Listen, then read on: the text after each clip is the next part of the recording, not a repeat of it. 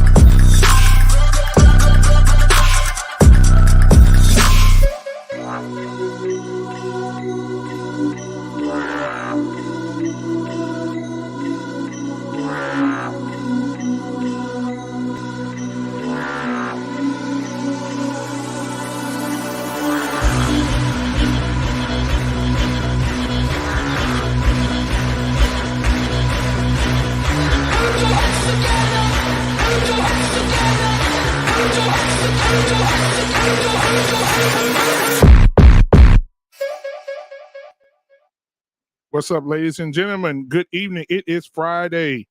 It is Friday.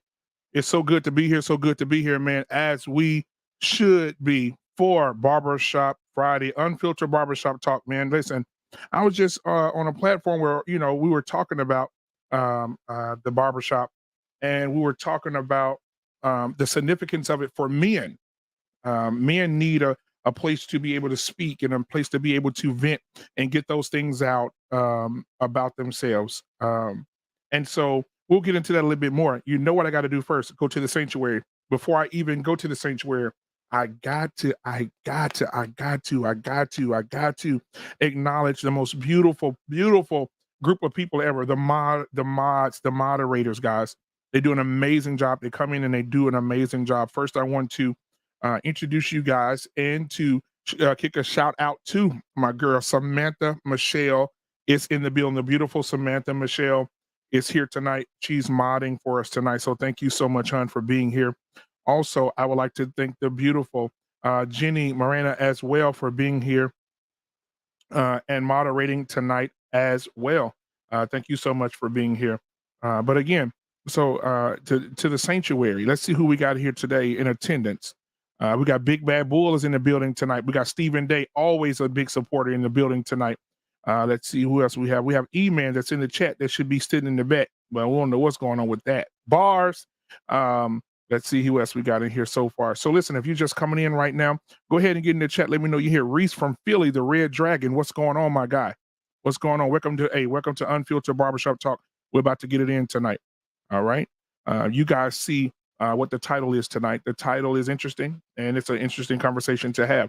Also, I would like to also say to you guys, if you didn't get a chance to watch the show from Tuesday, if you didn't get a chance to go watch it, it was called Dear Jezebel, a letter to Jada Pinkett Smith and women like her.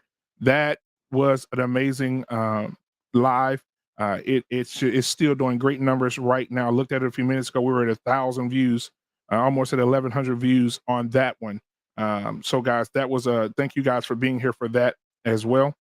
Thank you guys for being here on Wednesday for Mandrell show. Mandrell had a good show about debt. If you didn't get a chance to go see that, make sure you go back and watch that. Mandrell had a great show.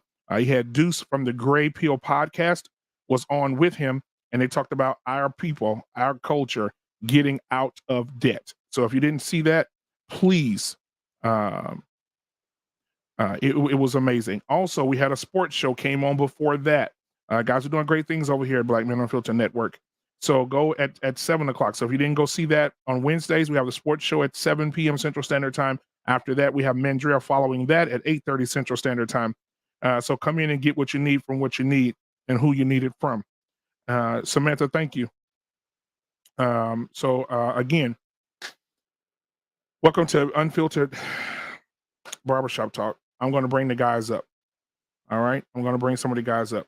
The first guy I want to bring up that has an interesting background tonight. Yeah. I love the background, guys. For you Laker fans. Yeah, I do my Denzel laugh. My Nick. We got my guy Tommy B in the building tonight. He has a special picture that he's taken and put in his background for all you Laker fans. So all you Laker fans out there, get ready for this one. He just moved out of the way so you guys can see it. Here he is, the one and the only Tommy B. Let's give him the solo screen so we can see it. Give me just a second. Everybody say 1, 2, 3 Cancun. 1, 2, 3 Cancun. Yes, they fishing.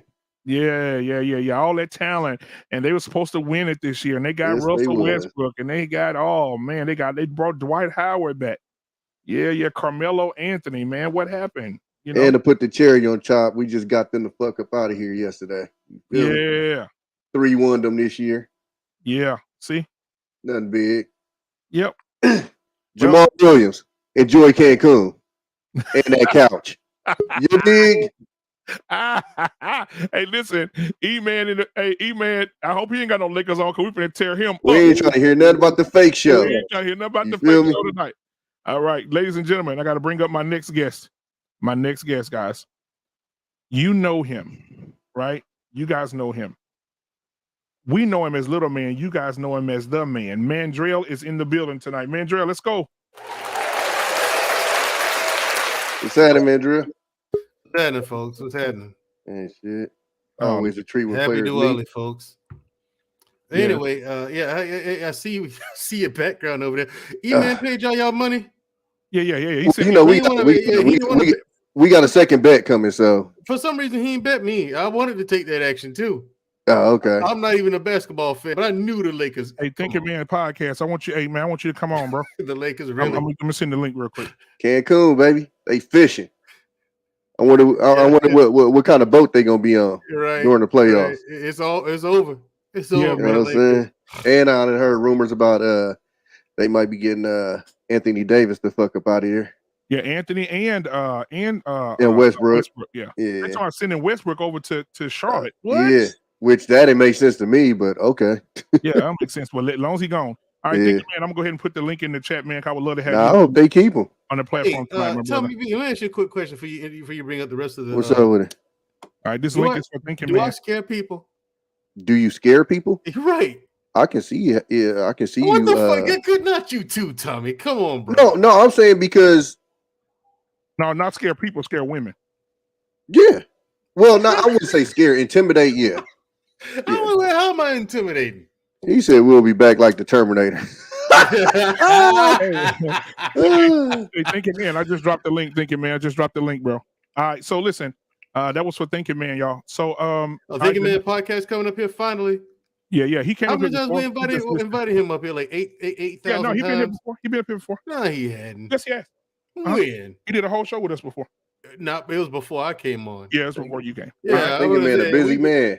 We've invited that dude like 8,000 times. Being a busy man. Yeah, he a busy man. So if we gonna have all the way from Damn, dog. Big Thigh, all the way from Shanghai, my guy, Bars, we ain't signing this in the building. What's going on, my guys? Bring him up. We ain't signing. Is that the one? Salute, Tommy B. What's going on? Shout out to Lakers. Ohio. What the hell? Mentrell, can you lower your voice? I'm afraid of you. I'm saying, bro, I don't get it either. Oh, what's to be afraid of? All right, so then Nigga, now you're we got cartel, the Mexican cartel. We all know how you Mexican. hey, listen, now we got the Alabamian. We got one on the screen already. Mandrell 211 is in the building. We got another Alabamian in the building tonight. All right, he ain't taking the red pill. He ain't take the blue pill, but he created his own pill. Oh, no, the Gray Pill Gray podcast Pill is on in here? the building We tonight. got two Bamas. I got backup now. I got backup tonight. All right, Salute to my salute. Shout out to the Jersey Philly connection. Gen X is in the building tonight. Yeah, I'm representing right. Jersey, man. Right. Even though I'm here, I'm representing Jersey all the time. No, you don't. You're right down the street. He bounced on Alabama, you dog. All right, now it's not Alabama's fault. You chose the country to live in. Nah, Okay, there are cities in this state. hey, I chose this for my grandmother. Rest in peace. Gotcha. I might call them towns, Mandrell. Oh, Yeah, There are cities in this Tommy. state. I might call them towns, Mandrell. Yeah, yeah. They're not Oh, no. major metropolitan joints. Hey Tommy, if you have to close down like at 8 o'clock, yeah, it's a town. Oh my God! Don't even get me started It's on not that 8 one. o'clock. It's 9 o'clock. Yeah. If you don't serve liquor, weekends. Yeah. like, come on, man. We do. So E-Man, Who what said happened to liquor? E-Man? E-Man, Liquor, y'all. beer, So the whole nine. E-Man dropped out because he knew that we was about to get on him about Oh, that. no. Yeah, he dropped out, bro. Hey, E-Man, don't quit on us like LeBron did. Oh yeah, man, he dropped out, bro. Man, E-Man's scary, bro. Don't quit on us like LeBron. Here, man. Come on, dog. That man said, "Hey, I got a wife to take care of." I said what I said.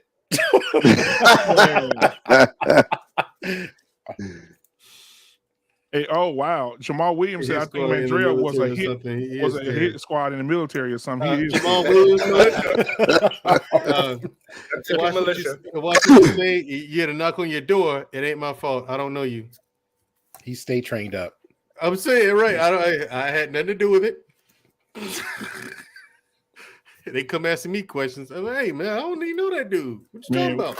Yeah, hey, look at E-Man. After E-Man dropped out, look what he gonna see him. Wow. That ain't right. That ain't Scary, right. bro. Hey, good just night. respect. Guaranteed to be better than the Lakers season. Hey, Yeah. hold on. Just respect, like, E-Man, like, don't do that, bro. Because, like, I'm low key petty. Because if I come on next time, I remember this day. Uh-oh. He just popped back I'm up. low-key petty, man. Here you go. Ladies and gentlemen, for your viewing pleasure, a Laker fan, a Faker fan. He's here. And he's E-Man. Bars. Here he is. Yours truly, E, the man Williams, the man that's going to Cancun tonight to spend time with LeBron James and his fellows. What's going on, man? That's right. Yeah, E-Man, that's what you get for being a Lakers fan. The face of a Laker fan. I'm telling you right now, E-Man. Black man. You know the one thing I hate? I hate Here we go.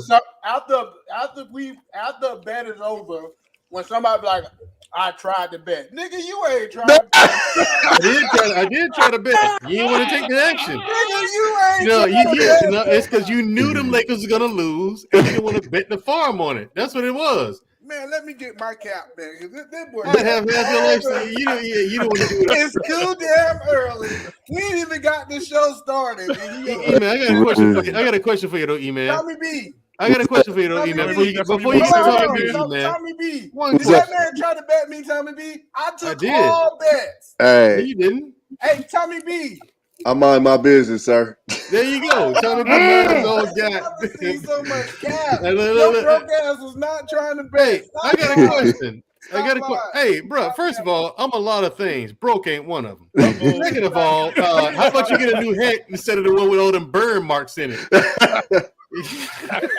Like you took a magnifying glass and just like burnt holes in your head and shit. I mean, I ain't never seen nobody. Black men unfiltered. Now you say you hold men accountable. Now you said this is what you said on your network. You said you hold men accountable. Are you telling me that man tried to bet me? Black man first of all, bro, how about we address the issue at hand? I'm on the bus with Tommy B. I don't know nothing about that. I ain't hear him bet. I ain't hear nothing about no bet or nothing, bro. See, that's my problem. My problem is that we gonna hold people accountable. Nobody's above the rule. Hey, don't say nobody, sir. Whoa, somebody working some jergens or something. We ain't signing. You good? Don't say nobody, sir. If I was there, I would call out. What's going on? You and your goddamn jerkin. Great Pill podcast. I said nobody's above the rule. Everybody should be able to be held accountable. And we know he didn't try to bet me. I know for a fact because I took every single bet because I believe in my bets. So okay, how about this? Hey, man, don't feel too bad, man, because I had one of my co-host buddies was helping me out. He jumps on another stream. No, he tells me 30 minutes he could jump on, right? But what he do last minute, he said, "Hey, give me 5 minutes. I'm set up. I said, "Okay, cool." So we're on the stream backline. It's like, and I'm FaceTiming him, right? What he doing? He playing PlayStation. He's playing Call of Duty. I said, "Bro, what's going on?" I'm on Call of Duty. I was like, "Nigga, if you don't get the fuck off that goddamn game." Whoa, hold on. Whoa. He in the middle of a game. You gotta let him finish. I want to hear that. It's business. So you gotta let him finish. He ain't that good. Is my mic better? Is my mic better, guys? Yeah, you good. We can hear you. So, guy, did you see what they did to your boy today? What's that? They banned your boy for 10 years. Oh yeah, he deserved it. I heard about that. Yeah. He deserved a little bit more, but essentially they did nothing. Yeah, they did nothing. They did What do nothing. you mean? What else was he supposed to do? That's not true. Because if I'm doing a project, in the chat. if I'm doing a project and I'm trying to win an Oscar, That's I'm the one. not casting That's with Deuce, Black man. That's Deuce. Hold on, I'm confused. What exactly were they supposed to do? Here's the thing, though. Here's what it is. Am I the only person on the planet who remembers that Will Smith resigned from the Academy last week? They forced him. So my thing is, if you banned him for 10 years, but if you resign from the Academy, that means you can come back in. Right. Yeah, that's a so loophole. what? That's a loophole. No. See, look, listen. He resigned. Listen. Tommy B. Punishment? Okay, so what were they supposed to do? I'm confused. Tommy B. No, look, Tommy B. All right. You walk into your job and you quit. And then they gonna sit around and turn around and say, "Nah, we fired you." No, A week later. A week later, yeah. No, it's different because if he tries to come back, it's a suspension in For 10 in years. him. He just can't come back for 10 years. What job did you quit and try to come back to, Tommy B? Wait, what you mean? If you quit a job, you ain't trying to that's come not back. that's a false equivalency though. Resigning, the definition of resign is quitting.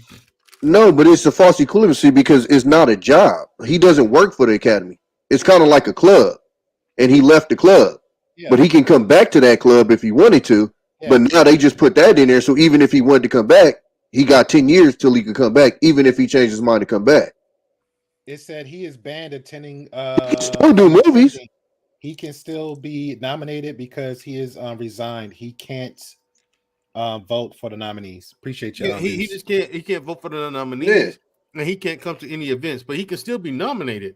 So again, where's the punishment? Because, bro, you really think he gonna get a trophy? Like, let's be real. Of course not. Okay, so what are we talking about? Again, where's the punishment? He might get one. If he do the right movie, I think he's gonna get nominated. No, he done. No, it's a wrap. He done on that one. No, it's a wrap for him. You did say on the show, E-Man, that they ain't gonna take nothing from him. You did say that, and they took a lot of shit from him. Yeah, they did. They did a lot of movies. No, this is what you understand. When you get to that level, it's about prestige, and that's one of the most prestigious things that you can be a part of. And they took that away. He got all the money in the world. They can't take that away. That's the only power they really had. And they took a lot of movie deals away. A lot of movie deals got taken away from him. If you are an executive producer and you're trying to get an Oscar for this movie, you're not going to put Will Smith because that's going to jeopardize your Oscar nomination. Yep. If you're an executive producer, you're not going to sign off on that. That's how it's going to hurt him. He's going to lose projects because I'm not going to finance a movie with Will Smith because it's going to jeopardize our chance to get that Oscar. Y'all don't think Will Smith was out his door, going out the door on that then? No. You said, what are you talking about? I don't understand that. What you mean by that? So I think that he's closing down on the end of his career. I think even before all this happened, I thought that Will Smith was at a point in his career that he was walking out the door. Just based on how he's bro, they literally just named movies that they put on hold that they had planned for him to do. Let me tell y'all what hold. I was waiting for Bright too. For real. I was waiting for Bright too. I was. Me and my girl were. What I'm telling you, you gotta turn your mic up, E-Man. It's still kind of low. Yeah, it's still low. You're trying to make love. I'm gonna send you one in the mail with this money you just gave me for this bit. He's also doing the project with Michael B. Jordan, I Am Legend Part 2. Not anymore. Oh, that was true. Somebody is that too loud? Yeah, you echoing. No, you echoing. What about that? That's better? Yeah, that's good. Yeah, that's good. All right, man. Hey, hey, Thinking Man Podcast. What's up, man? How you doing, bro? About time you came up.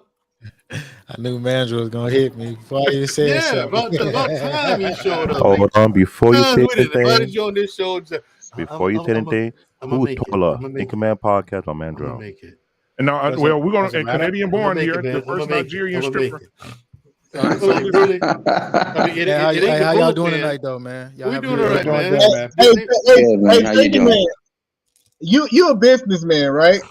Oh shit. And I know that you do a lot of betting in your day, right? You know, just coming up in the streets of Texas, you know what I'm saying? You done did a little bet. You might not do it no more, but you have. You never bet it?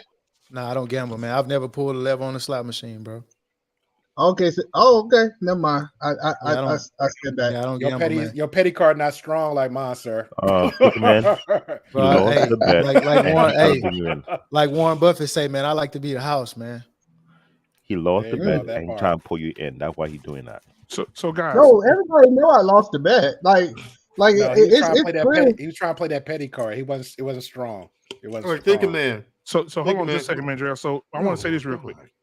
If you're just coming in, go ahead and hit that like button and hit the subscribe button. I appreciate you being here tonight. Smash up the like, smash up the like, smash them up. So I want to say this too. Now, guys, there's a lot. I'm gonna go ahead and hop into the conversation real quick. There's a lot of divorces going on right now, man. These women are leaving these rich dudes left and right, bro. I mean, I seen Keenan from Saturday Night Live, his wife just left him for 15 years. What? I've just seen I didn't know about that one. Pujols, the baseball player, his wife just filed for divorce. I didn't know about that either. I see. When you making these statements, are you going to look on public record to see who filed for divorce, or you just no? They filed for divorce. The women did. Yeah, they did. Okay. The women filed. Yeah. I'm just curious. Yeah. So the women, those two wives filed, and then you have Anthony Anderson's wife just filed for divorce from her husband. They've been married for 22 years. So I don't know what could go wrong in 22 years to make you want to leave. Well, he did just sign a big contract with Law and Order. But not the second time. Not the second time she filed divorce. So I mean, how do you guys feel my about these sister divorces? is in the episode of one of the next upcoming episode of Law and Order. So everybody go watch that next episode and support. Okay. I want to say this to Black Man Unfiltered. I have learned something about you in the last 24 hours, brother. Yes, and I realize that you are willing to defend men at all costs. You don't care if they're right or if they're wrong. You're willing to. What you talking about?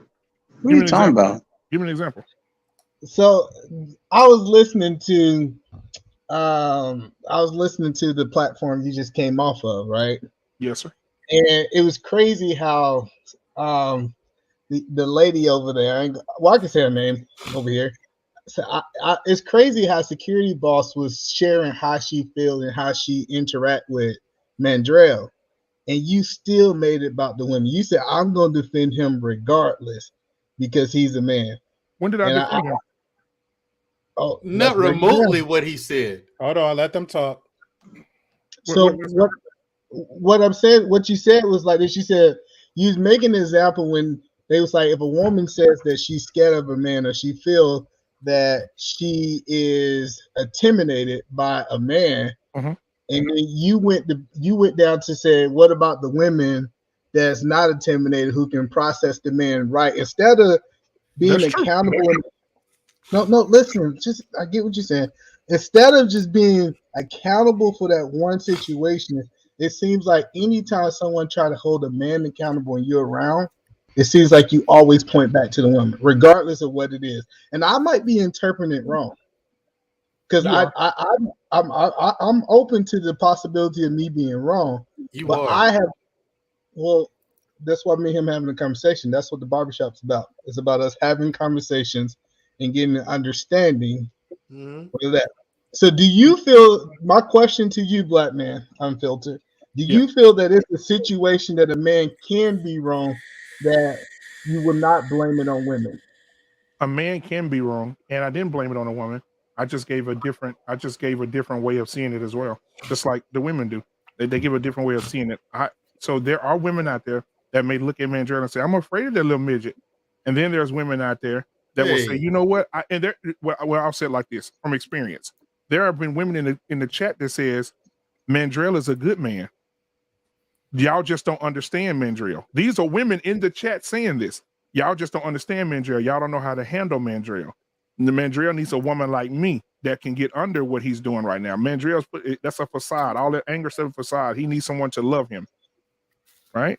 So there are women saying that in the chat. But no, that's the point. It's cool if Mandrell say that because he's coming to his own defense. But if I come to Ken and I say, hey, Ken, you have offended me, right? I feel offended by XYZ. And Ken say, well, Black Man Unfiltered is not offended by what I say. Tommy B is not offended. That still doesn't address the issue on how I am interpreting the situation. Mm-hmm. Yeah, you don't see that? So basically, I should have held. So basically, in that moment, I shouldn't have given another viewpoint. I should have stayed just on Mandrell. No, I think in that moment, if it was me, I would have stayed out of it because it was them two having a conversation on how she interpret a man, in my opinion. Go ahead. What's up? Go get it. Can I?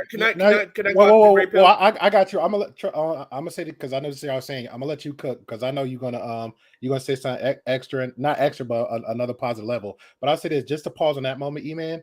You just contradict yourself, bro. Because if you just stated like, hey, pretty much stay in your lane type of way, but you and Mandrell had your little one-on-one conversation, but you try to bring a Thinking Man's podcast into a conversation that's none of his goddamn business. No. So the difference. Let me tell you the difference between the two, Gray Pill. Okay. On the barbershop, we all kid around and joke. That is how this platform works. That Black Man Unfiltered made it where we all can take shots and joke around here because this is the barbershop. Now, when you on another platform and someone is addressing an issue directly and they don't run their platform that way, it's different. Now, say for example, if he had set the standards of his platform where it wasn't that, if it wasn't that type of atmosphere, I wouldn't have did that. It would have been more of a one-on-one conversation, if that makes sense. Okay. Number one, I know you don't know me, but Black Man Unfiltered is wise enough, smart enough to not just throw people on his platform without explaining his platform. Number two, Barbershop Talk. I understand that phrase. Number three, I actually did my homework on Black Man's Unfiltered podcast, so I wouldn't just jump on to be jumping on. And number four, I have a 10-year career on a gaming platform dealing with YouTube. But you still contradict yourself. Go ahead. No, go ahead. No. All you ain't. No, what I'm telling you is that, bro. Go ahead. Okay, so first I want to say this. Salute to Black Men Unfiltered. Black Men Unfiltered did exactly what more Black men need to do. We talked about this before. You do not dress down a thought leader in public. Mandrell has a show. He's considered a thought leader now. Whatever your issues is, you do that shit behind the scenes. Holding accountability is not a public lashing what Black people want. That is some slave shit. Number two, Mandrell is not responsible for people's feelings. And first of all, Mandrell is a teddy bear. I seen Mandrell cut off Tommy B, who is 6'4", cut me off, who is also 6'4". Definitely me. Him. But when the book of Genesis talks, he shuts up immediately. He only be domineering against other men. We ain't happy. He did that because we couldn't see him down there. Right. So the point, and you know what I mean? I guess his midget boxing skills comes out around other dudes. But my point is that he venerates and is considerate to women. And secondly, when that statement was made, I feel afraid. That was racially irresponsible because that justifies other people of other races to kill us or to hang us. You see what I'm saying? That was that is racially irresponsible. Absolutely. That was some bullshit. You took it the wrong way. Everybody takes it the wrong way. No. Bro, I'm factually correct. I am factually correct. Hold on. I got you. We let you break it down. She said she was scared when they was having a conversation. They was having a back and forth, and she said, "Hey, I'm scared." Like if a woman comes, I understand that. But the point I'm saying this is that there's some things you say in public, and there's certain things you say behind. You have to protect your racial image. I will never sit here and say that I'm scared of a Black man because those are triggering points that allow other people, right? That allow other people to mistreat us, malign us, right? You have to understand that. For example, when we look at Germany, when those group of people, before they can treat those people as subhuman or second-class citizen, first you had to destroy their image, right? This is basic Marxism. Right? So sometimes we have to kind of elevate and look at how things are presented in public. I'm not saying she doesn't have a right to feel the way she does, right? But if we're about the community, there are certain things we do in front and there are certain things we do behind. And you have to protect our racial image. And Black Men Unfiltered did a great job of that. Now I'm going to let you cook, but I have nothing else to reply. You can agree with me, disagree with me. It's up to you. I'm not in control of how you feel about it. But that's it. Do you believe that we should protect Black women image since they're part of us? I believe we should protect all Black people's image, right? I don't practice feminism. I don't practice gender war. I look at Black people as a whole. We want to make sure that we as a group of people together try our best to make sure we don't give people extra excuses to treat us as subhuman or second-class citizen and get economic power. Bro, you know this already. You know this. Can I add something to that real quick? Hold on 1 second. So are you saying that you feel in this YouTube space, black men are protecting black women image? Stop it. Yes, the average black woman in this YouTube space still. Now, does that mean that we all have to? No, we don't have to, but the overwhelming majority does, right? That is a white supremacy talking point. Black men are the most, what is the word? Another word for cow time. The most compromising man on the planet when it comes to their women. Black American men are the most compromising man. They'll bend over backwards just for cooperation, not even submissiveness. Niggas ain't coming around here asking for submissive. They're just saying, "Can you work with a nigga?"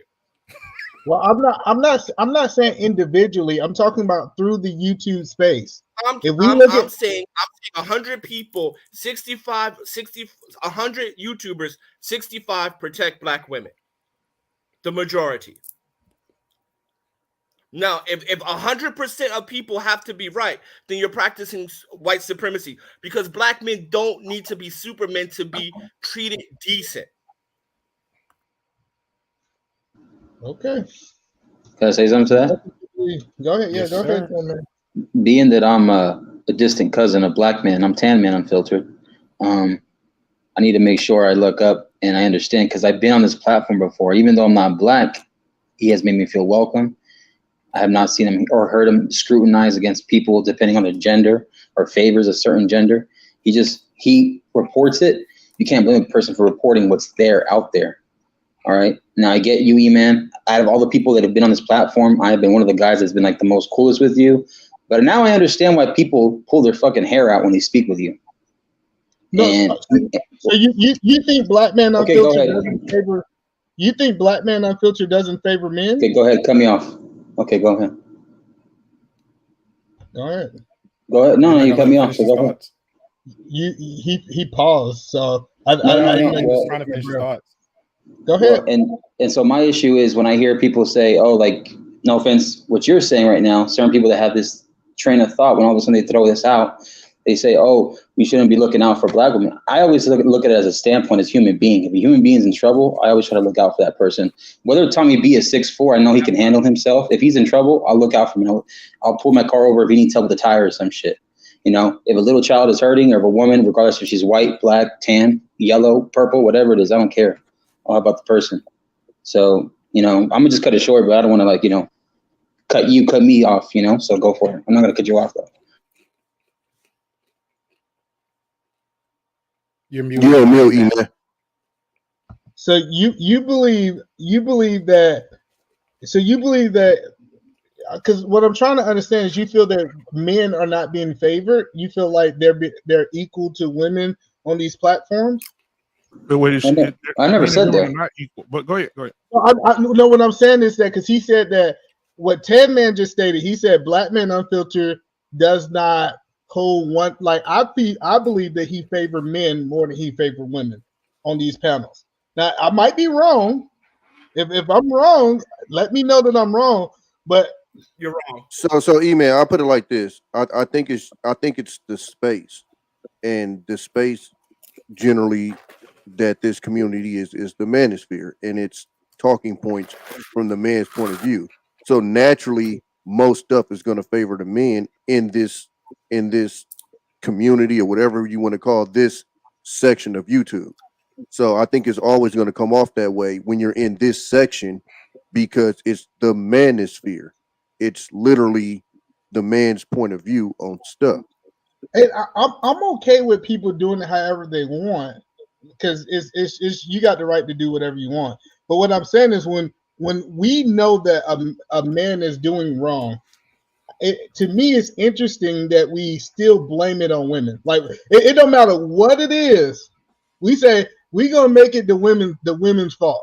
And I could be completely wrong. I'm with you on some of those points though, because I mean I've even had some of my thoughts on here about some of the complaints that some of these dudes have had, and I've voiced it a couple of times and been like, nah, it's more y'all than them.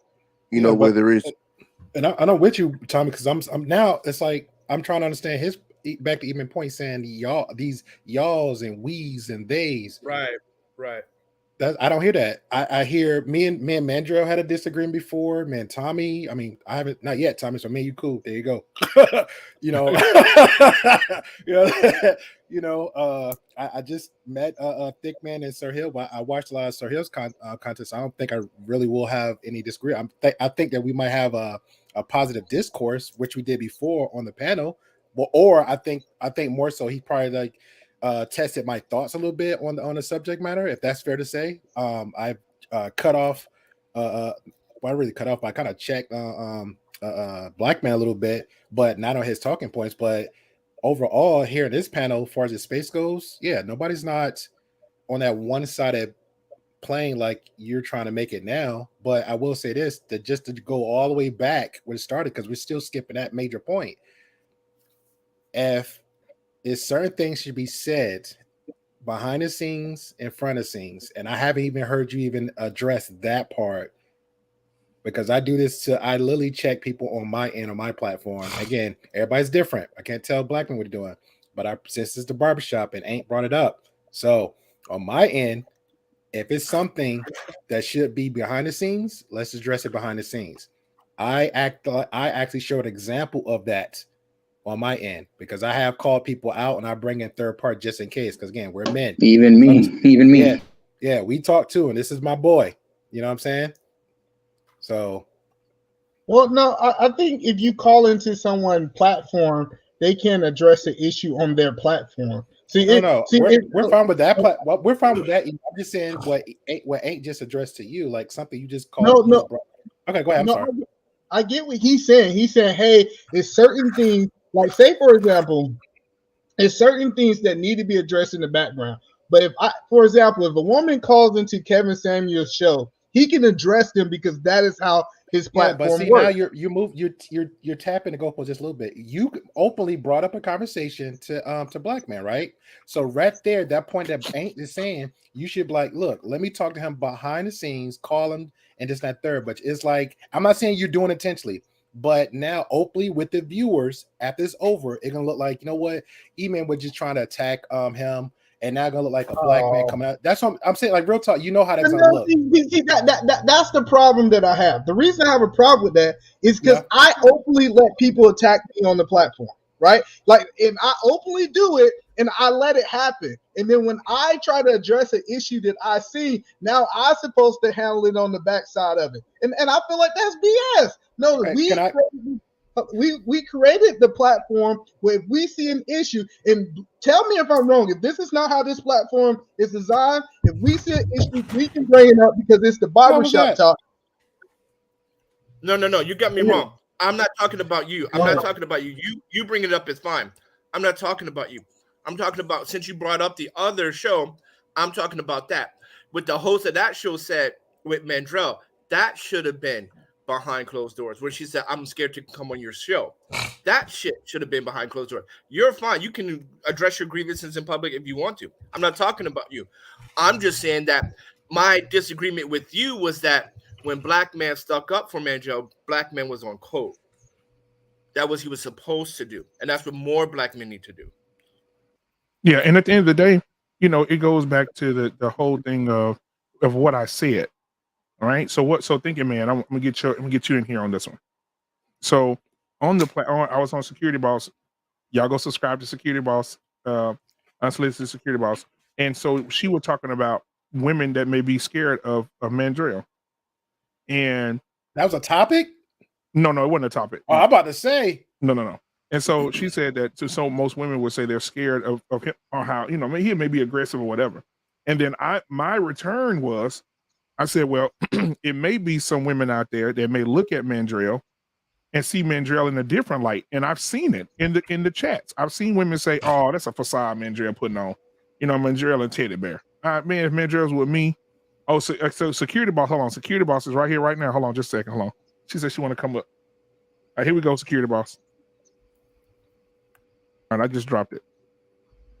All right. Mandrell. That's why Ken don't come on this ghetto ass platform. So what? I mean, man, what do you think I should have gave a different, view of it, or should have left it alone? Man, I'm gonna let security boss come up first. I want to hear the whole thing, man, because I wasn't present for it. So yeah, she here right now. Hold on, here she comes. Why she come up? Let me give a little context because Black Men Unfiltered didn't give. How about you let her give the context? Because she said it. Hold on. My bad, E-Man. Push me back. You can push me back. Push me back. I want you to stop. You stay your ass right over here. There she goes.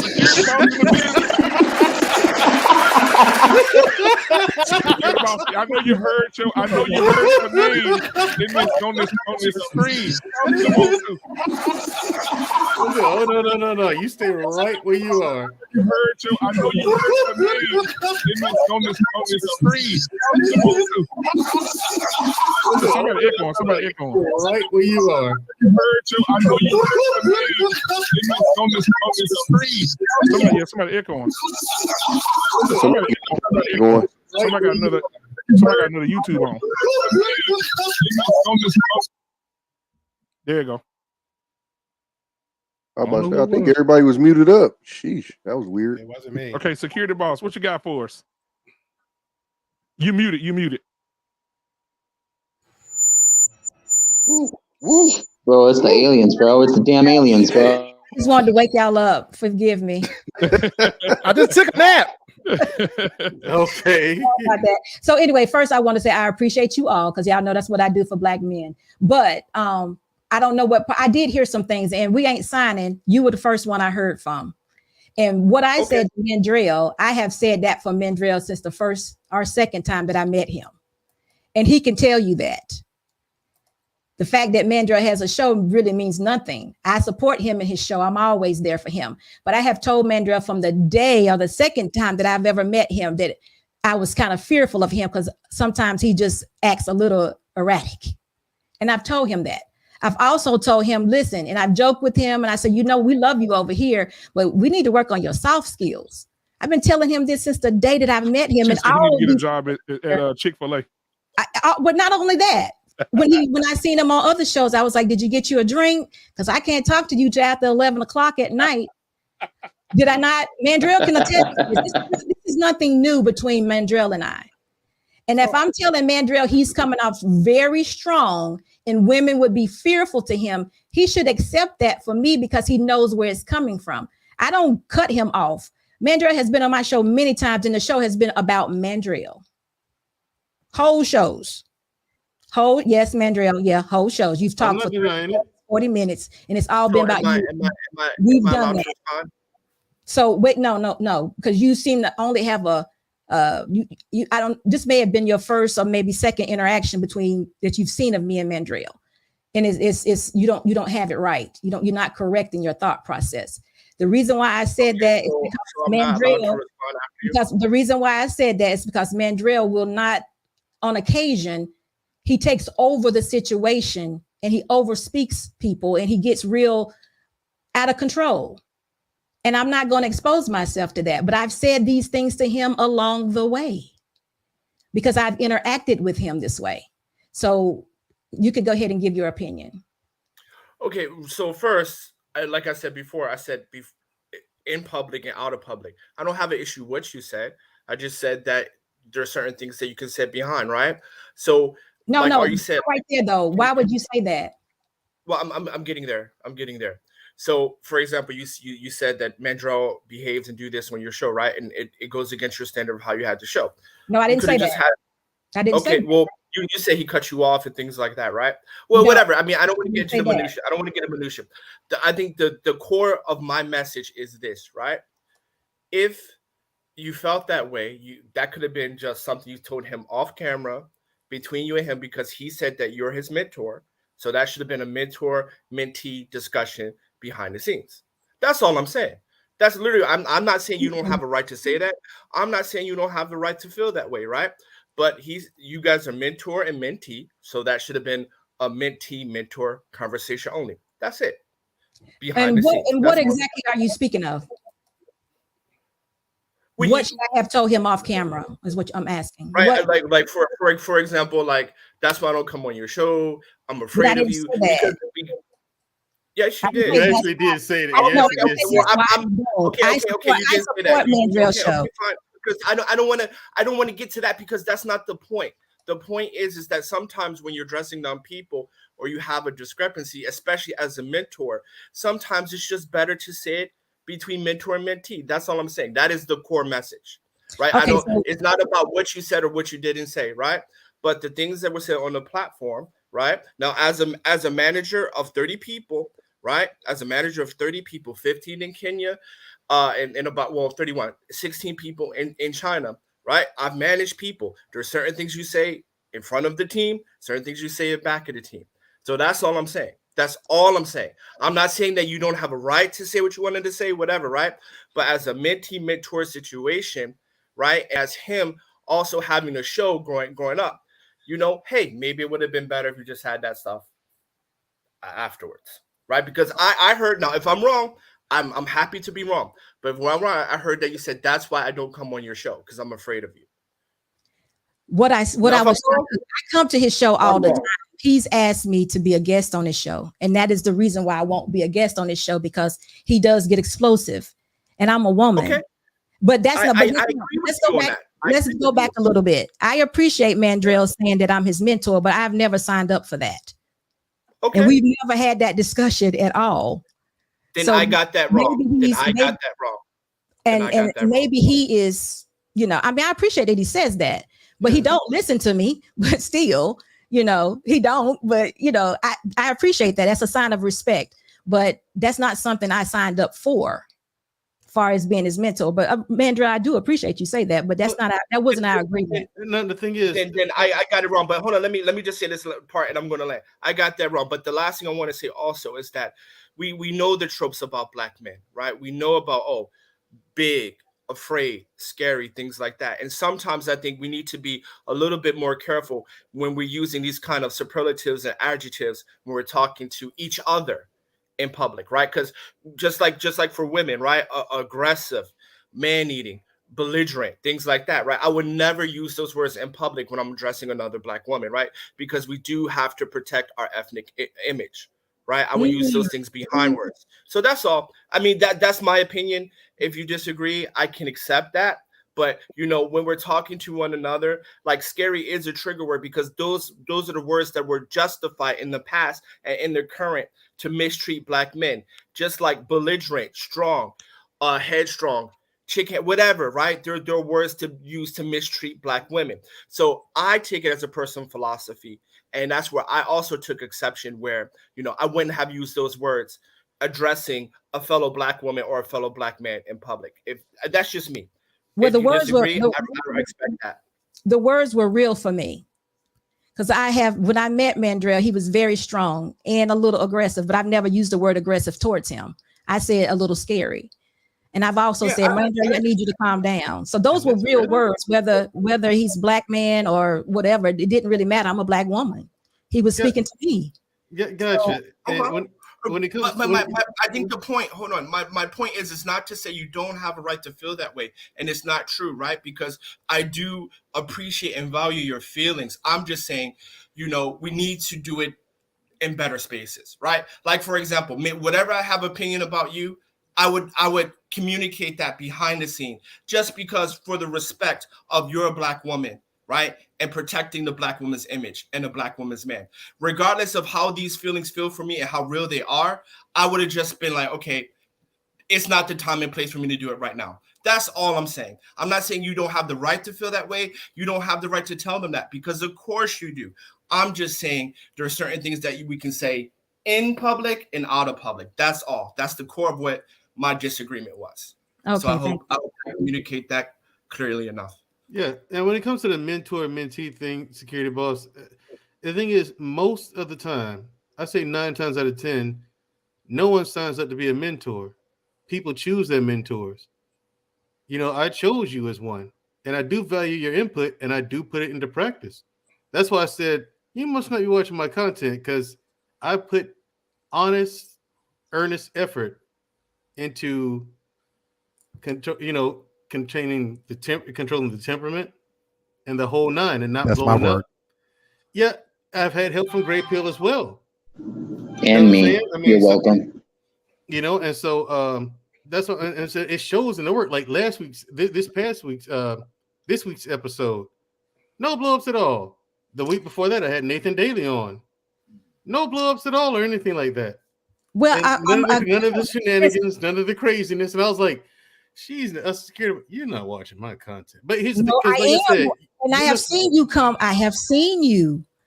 You're it's a little different, but I also have seen you in other forms and seen you totally be somebody different.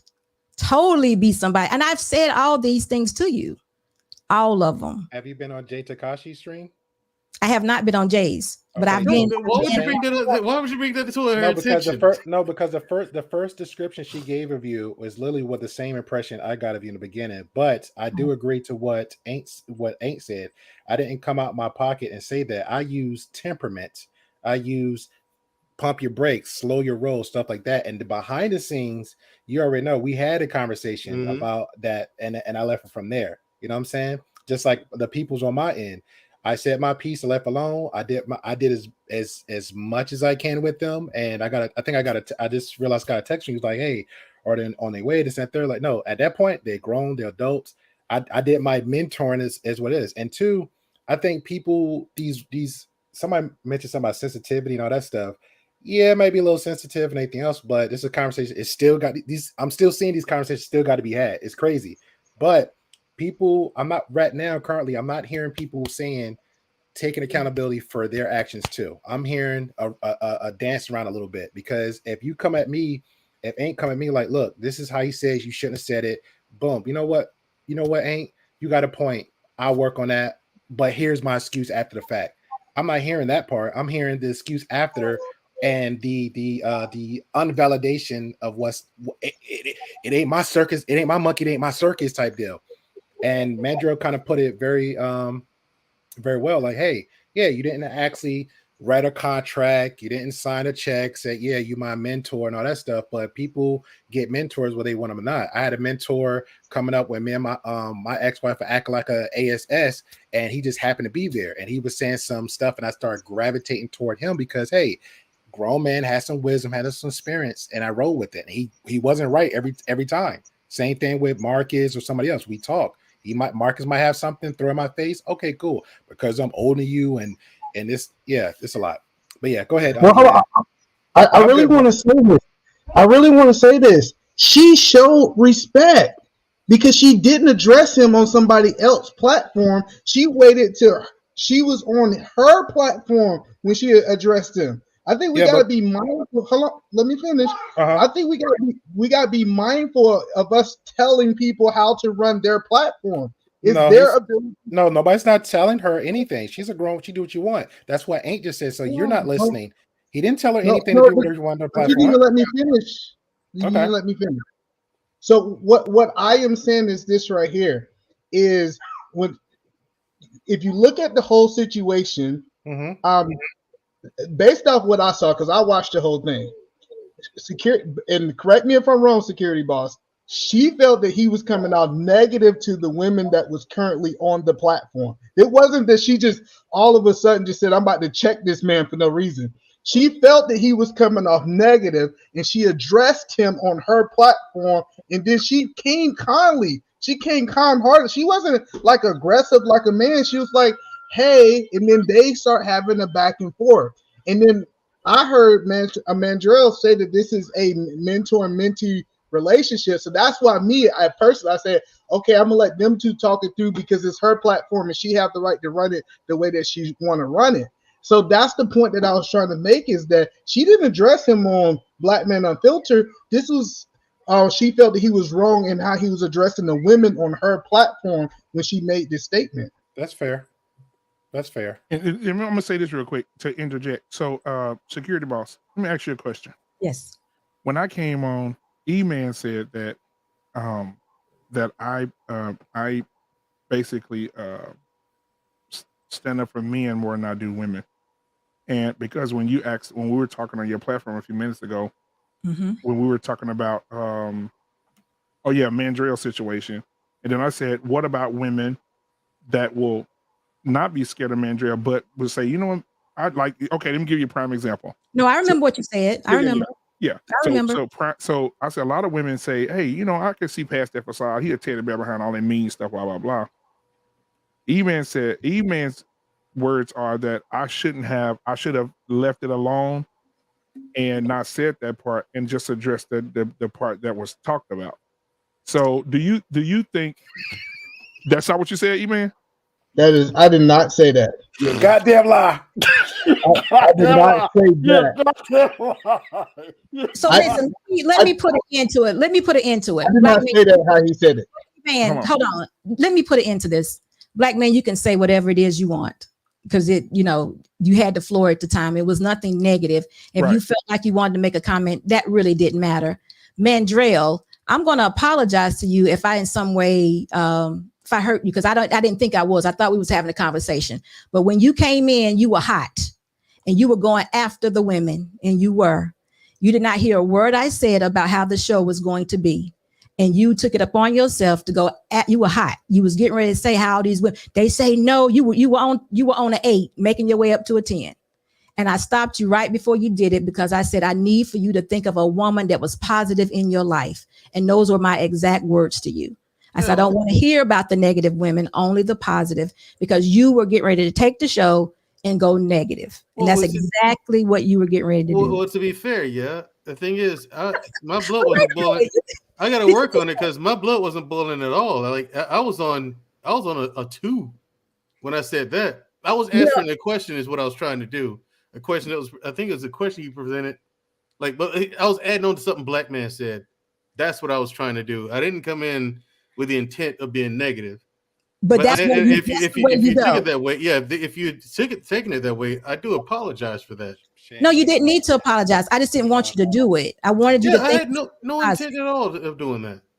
Like even when Sana said it earlier, like I'm intense when it comes to when I'm dealing with men. When it comes to women, pay attention. If you pay attention, I'll soften up around you ladies. Can I ask a question? When was Miss Boss Lady? When was he on your show when he said this? Oh, earlier tonight. Today, right before I came here. Bro, you got me soft for goddamn E-Man. We had this conversation about you and your temperament. No, I didn't have the temperament. I didn't. You should be. No, he was calm, cool, collective when you go on anybody platform, bro. Yes, No, listen. Listen, hold on for a minute, E-Man. Hold on. Excuse me, not E-Man. I'm sorry, Black Man. Hold on for a minute. Yeah, yes, ma'am. See, I think it's the gray pill. What you don't understand is Mandrell can come over to my show and basically do whatever he wants to do because we have that type of relationship. Right. And I don't stop them. All these men that are here with you now. Mm-hmm. And I just talk and go back and forth with them. And I have no problem with because we have pretty good dialogue. Right. But tonight was supposed to be the night that everybody spoke positively about women because I wanted them to see that there are some positive women out there that want to be married. And that's what the show was about. Man, I got a nephew up, another one. I already got Marcus and Poppy crazy ass, and I got the nephew up too. Man, you don't. Don't put me in the same mix. Do not put me in the same mix of that little goblin. That little goblin you got next to the corner. Barbershop Talk. Let me get done. So what Mandrell did was went to the left automatically, like they often do. I am a woman, and sometimes they do monopolize me. I do get that. But this particular night, I was not going to let that happen. Yes, ma'am. So I stopped him.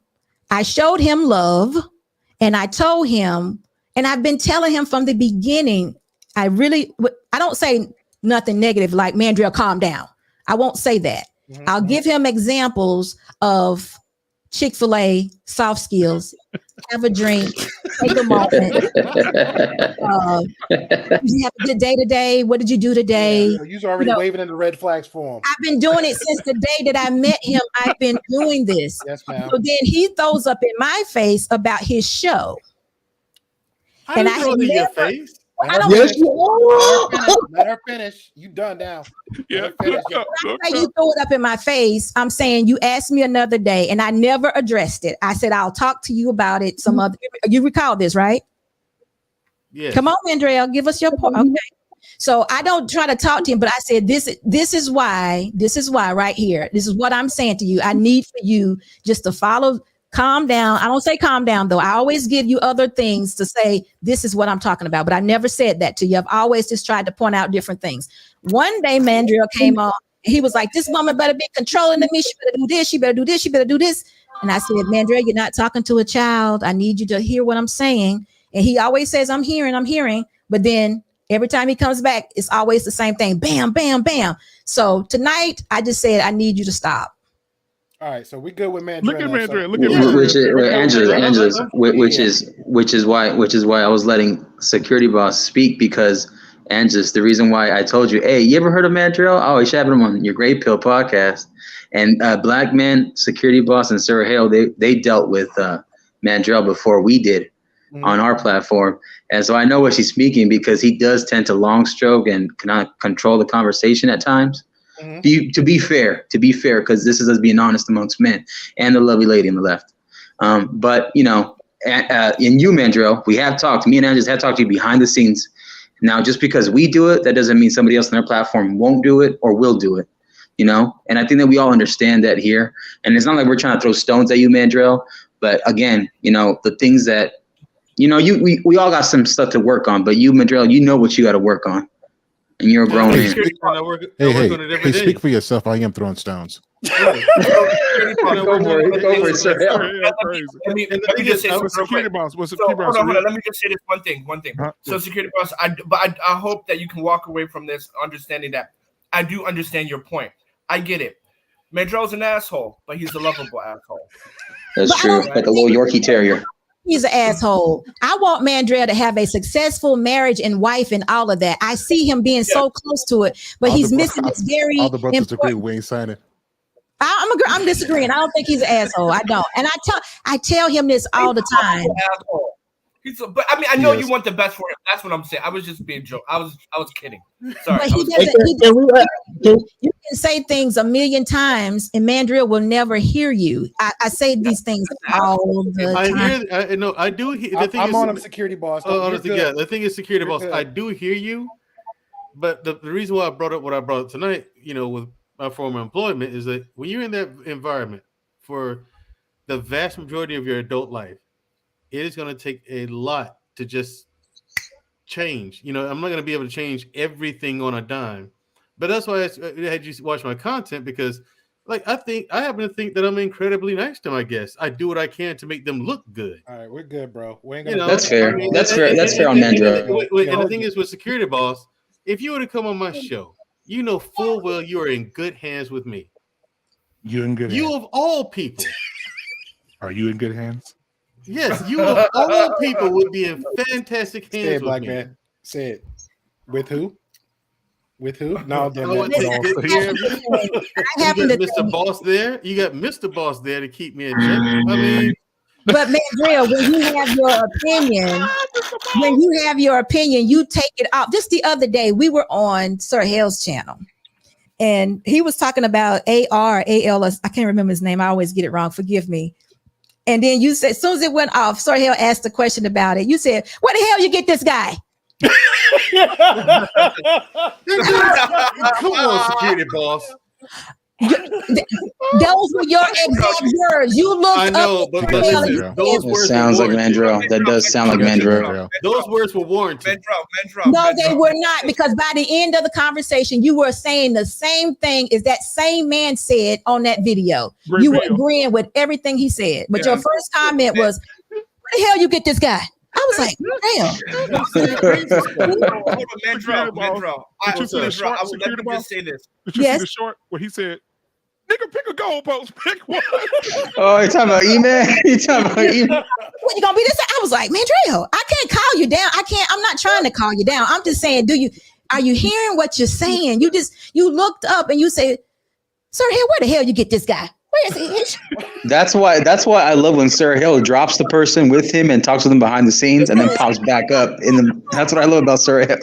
He was like, "This guy's crazy." Where you get? I was like, Mandrell, I was like calling your name in my head, hoping you could hear yourself and like just say, Okay, let's just listen. We have difference in opinions, and I don't mind yours, but when you have a difference in opinion, you can't help yourself. And I do know if I come on your show and I have a difference in opinion with you, you go at me, and Sir Boss is not gonna like it. I will not be like with you. Welcome to Black Man Unfiltered. I promise you.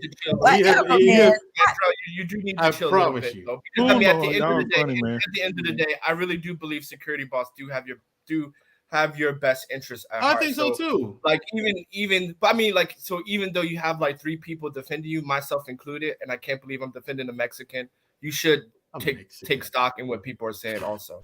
I do. Wait a minute. Are you throwing shots at me? No. That's just him because he says I'm not black, I'm Chinese. So I have to fire back. Oh wow. Listen, hold on. So I'm gonna listen. Wait a minute, Black Man. Before you say that, we have Pound for Pound was over there too, and he saw the whole show, and he says, "Damn, Mandrell can't be Mandrell." No, Mandrell can be Mandrell. He absolutely can. But me being a lady and a woman, I can't expose myself always to Mandrell. I have to be careful. Because if he does that, I have a whole husband that covers me. And Mandrell may not always be received correctly. I'm telling you exactly what I have so many occasions that I can name to you what Mandrell did or has done. He didn't do it in any kind of I don't think he meant any harm in doing it. But once it's already out, you can't take it back. When you says to E-Man, pick a fucking goal post, which one you gonna be at? I mean, come on. That's what you said.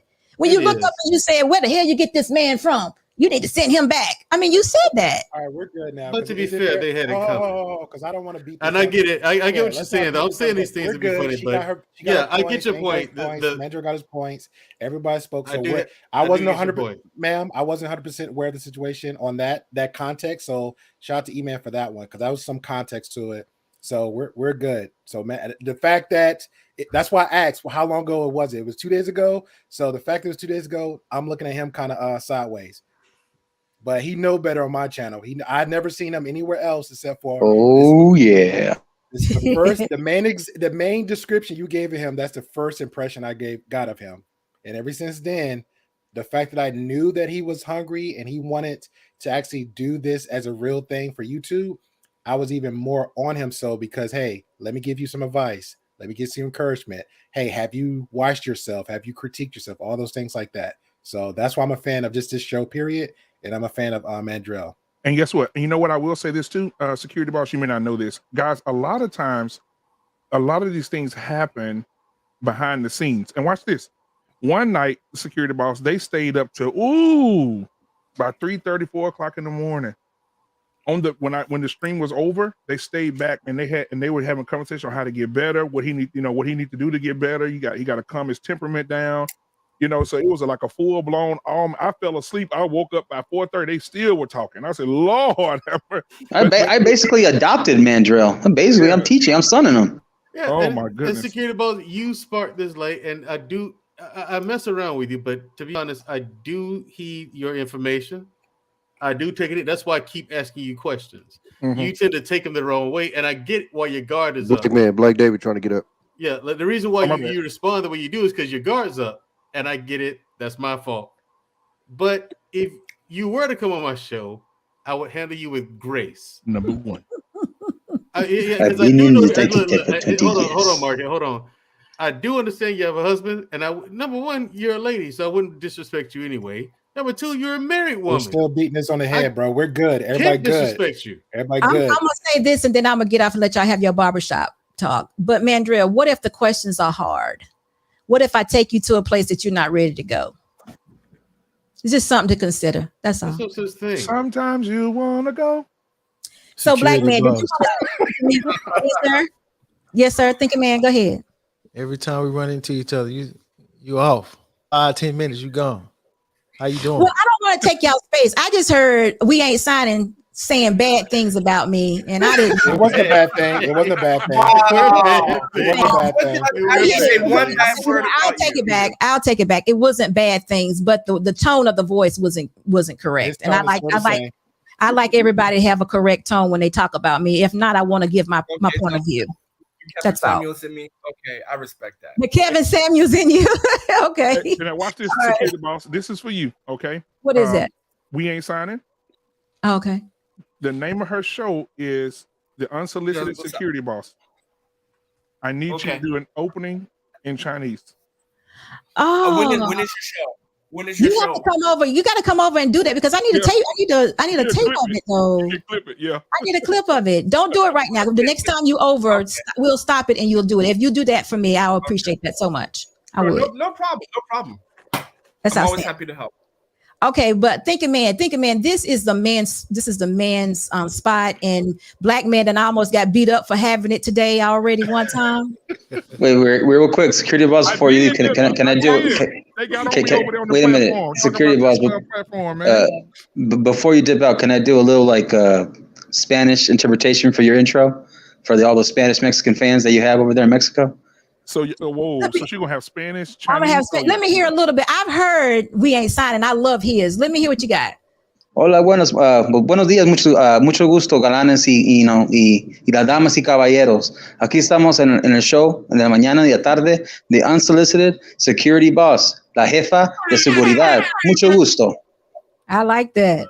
We need both of y'all. We need to add y'all to the I Choose You dating show intro, so y'all can we can get all kinds of men in. Yeah, Mark is my sponsor for my Mark is a sponsor for my channel for Blue Chew. Yeah, Blue Chew and Cialis. Enter code GRAYPILL for Blue Chew and Cialis to get 10 to 15% off, 25 to 30% off for your first time buyers for Blue Chew and Cialis. If you struggle from time to time, enter that, please. If you need me to talk to the Chinese women for that black loving, let me know. I'll holler. Man, I got a whole. I need both, but that would be good for both because everybody's included. We love everybody. No okay, so listen, black man, were you done? And I'm gonna leave y'all. And if I disrupted the barbershop, I appreciate you all, and y'all should remember that. You made us all betas now. Look at you. Well, I love a beta. We're gonna be on them YouTube street. You married, it don't count. I love a beta, I love a simp, I love all of y'all. You married, I don't count no more. Hey, Mr. Security Boss, what's up, man? Salute. Yeah, it's Mr. Boss in the back. Hey, one time, Mr. Boss, you know what I like? You know what my favorite sound effect is? Dearly beloved. There it is. There it is. Y'all about to I already feel it. Yeah, listen, y'all are silly. But listen, y'all have good conversation, and I will be tuning in like always. All right. I'll see y'all soon, though. Thank y'all. See you later, security boss. Take care. First, I want to security boss. I want to apologize. What I say tonight, you ain't gonna like. But to say my apology. Hey, but let's you know what? Let's turn the page real quick. Let me get on Black David ass real quick since we got this barbershop talk vibe going on. bro. I can't just sit back there. I saw you on TLA and you got kicked off of TLA. Who did? Black David. For background noise. Yo, what happened? Wait, was his son back there doing that creep face? Even before that, 5 minutes before, right? He's like, and I don't want to play out, bro, because you dark as night, but it's like this motherfucker like yo. The whole 5 minutes. Then he got some like kind of curtain thing, like he was doing this. I'm like, yo, get your shit ready before you come on. We all know TLA long strokes, everything, right? You know you're gonna be in that back of the stage for a minute. He's playing with this, playing with that, and then as soon as he get on, then he turns the computer lights on. Look like some neon light coming on. He got the keyboards going. At that point, I guess he just said F TLA. He just started doing his own thing, right? And then he finally gets on, and he's like, "Hey, I can't do the voice bender, so that's all you." So he do a little speech. 5 seconds in, and then you could see Leader turn his face the whole time before he can actually get him to speak. He just like, Jesus Christ, goddamn. Yeah. Oh man, y'all funny, bro. So listen, man, let's get back to the subject. I can explain that. I'm sure you can. I'm sure you can. Hey, listen. So back to what I was saying, man. All these divorces that's happening right now, and these women are about to get completely rich right now, bro. They're about to get broke off, especially Anthony Anderson, right? So they say his wealth is probably like 25 million or something like that. But she wants her money. And she has never acted. She's never done anything. I mean, she wants his money. Yeah. And so how do you guys feel about the subject of tonight? You know, how do you guys feel about What we get 21 years. What we get Ken's opinion before he gets good and drunk? Huh? So what we get Ken's can I opinion kick it before off? he gets good and drunk? Black He man, over can there I kick it off? drinking. Yeah, go ahead. Man, I'm Okay, so chilling, bro. first I want to give a disclaimer. The ideas and thoughts you're about to hear is no way in response to Black Man Unfiltered Network. Daja ni hao to all my Asian niggas. Mucho gusto to the Mexican Say militia. what? Hey, look at man. Does Padruka Privyet to the Russian mob. So first and foremost, there's a reason why we ain't signing shit. Because if the prenup ain't done, we ain't signing that goddamn marriage certificate. And if the DNA test ain't done, we ain't signing the goddamn birth certificate. We ain't signing shit. We ain't signing shit. So first and foremost, right? Marriage, in a marriage, I'm responsible for your ass. When the marriage is done, I am no longer responsible. You don't get half of shit. All right? You don't get my money. You don't get child support. If you can't afford the children, then give them to me. Fuck what you heard. Because and also for the people who were like, well, she raised your kids. Well, nigga, where's my paycheck at? Because I raised them too. Ooh. And I'm gonna drop the mic right there. Right? Ni hao. And then whether you are rich or average guy, you still need to sign a prenup because average guys go into bankruptcy, they go into poverty, they end up living with the mothers or in one-room apartments after divorce because they still are on the hook for the mortgage or whatever kind of loans that you have. So make sure you sign a prenup, and who knows, maybe somewhere in the future you'll make money. Sign a prenups cover that. Prenups cover future earnings. So you don't need to be rich to protect yourself. You just need to be prepared to protect yourself. And I'll close with that. We ain't signing shit. She ain't getting shit. Now let me say this. I'm gonna get somebody else's opinion, but E-Man just text me and say y'all need some balance on this conversation because he believes the woman should get 50%. Yeah, I do too. What? Beta. What? Wait. I'm curious to hear Ken's point of view again before he gets drunk, and then I want to hear Tommy since he says he thinks a woman should get half. Half of what, Tommy? But go ahead, think. Hey, what's going on, man? It's thinking, man. Hey, respect to everybody on the panel, man. I don't know, bro. It's a touchy one. I think it's more nuanced. I don't think every situation is the same. So, there are some circumstances where the woman should get half. You know what I mean? If a decision gets made for her to be, a stay-at-home mom and she puts her career on the back burner, and that's a sound decision in some situations, why shouldn't she get half? She's literally put her career on the back burner. So I think you got to be, pretty, I guess, objective on this topic. There are some situations if both of y'all are working consistently, no, she shouldn't get half. But you got to think, man, entering the workforce, let's say you've been married, I don't know, let's say 20, is it 20? They getting a divorce after 21 years? 21 years. So the kids are grown at 17, 18. So I'm not sure, I'm not versed on this topic as far as, this particular couple, but if she's not had a career for 20 years and she's displaced in the workforce. So you have to consider that as well. Now, whether that equates to half, I mean, I think it depends on the number as well. When you're talking about multimillionaires, that's a different subject, but it's more nuanced to this, bro. It's not a clear-cut answer, to be honest. You gotta have those conversations, those contracts. You gotta have that. Yeah. And so listen, I'm gonna step out for a little bit. Hey, Great Peel gonna moderate real quick, but I'm gonna bring E-Man up. I'm gonna get out and let E-Man come up because E-Man, I know y'all boy E-Man, so he got a perspective. So we'll let Tommy go right now, but I'll bring E-Man up to go after Tommy. Go ahead, Tommy. Okay. So my answer is based off of y'all. It's not based off of my belief. Y'all belief is when y'all get married, you become one. This is from what I've heard sitting around y'all. Yeah. What I've heard is a bunch of niggas crying about submission. You don't get both. You can't cry and say, I want her to submit. I want her to do what I say. I want her to let me lead. All of this shit. And then when it breaks down, oh, you don't get nothing. Like, it don't work that way. And I don't even understand how y'all don't see it don't work that way. So I'm supposed to ride in this car. And then when it crashes, then I'm supposed to just, like, it literally, I don't even understand y'all logic in this. Like, is there situations like Thinking Man says, there are situations where we kind of look and be like, what the fuck? Absolutely.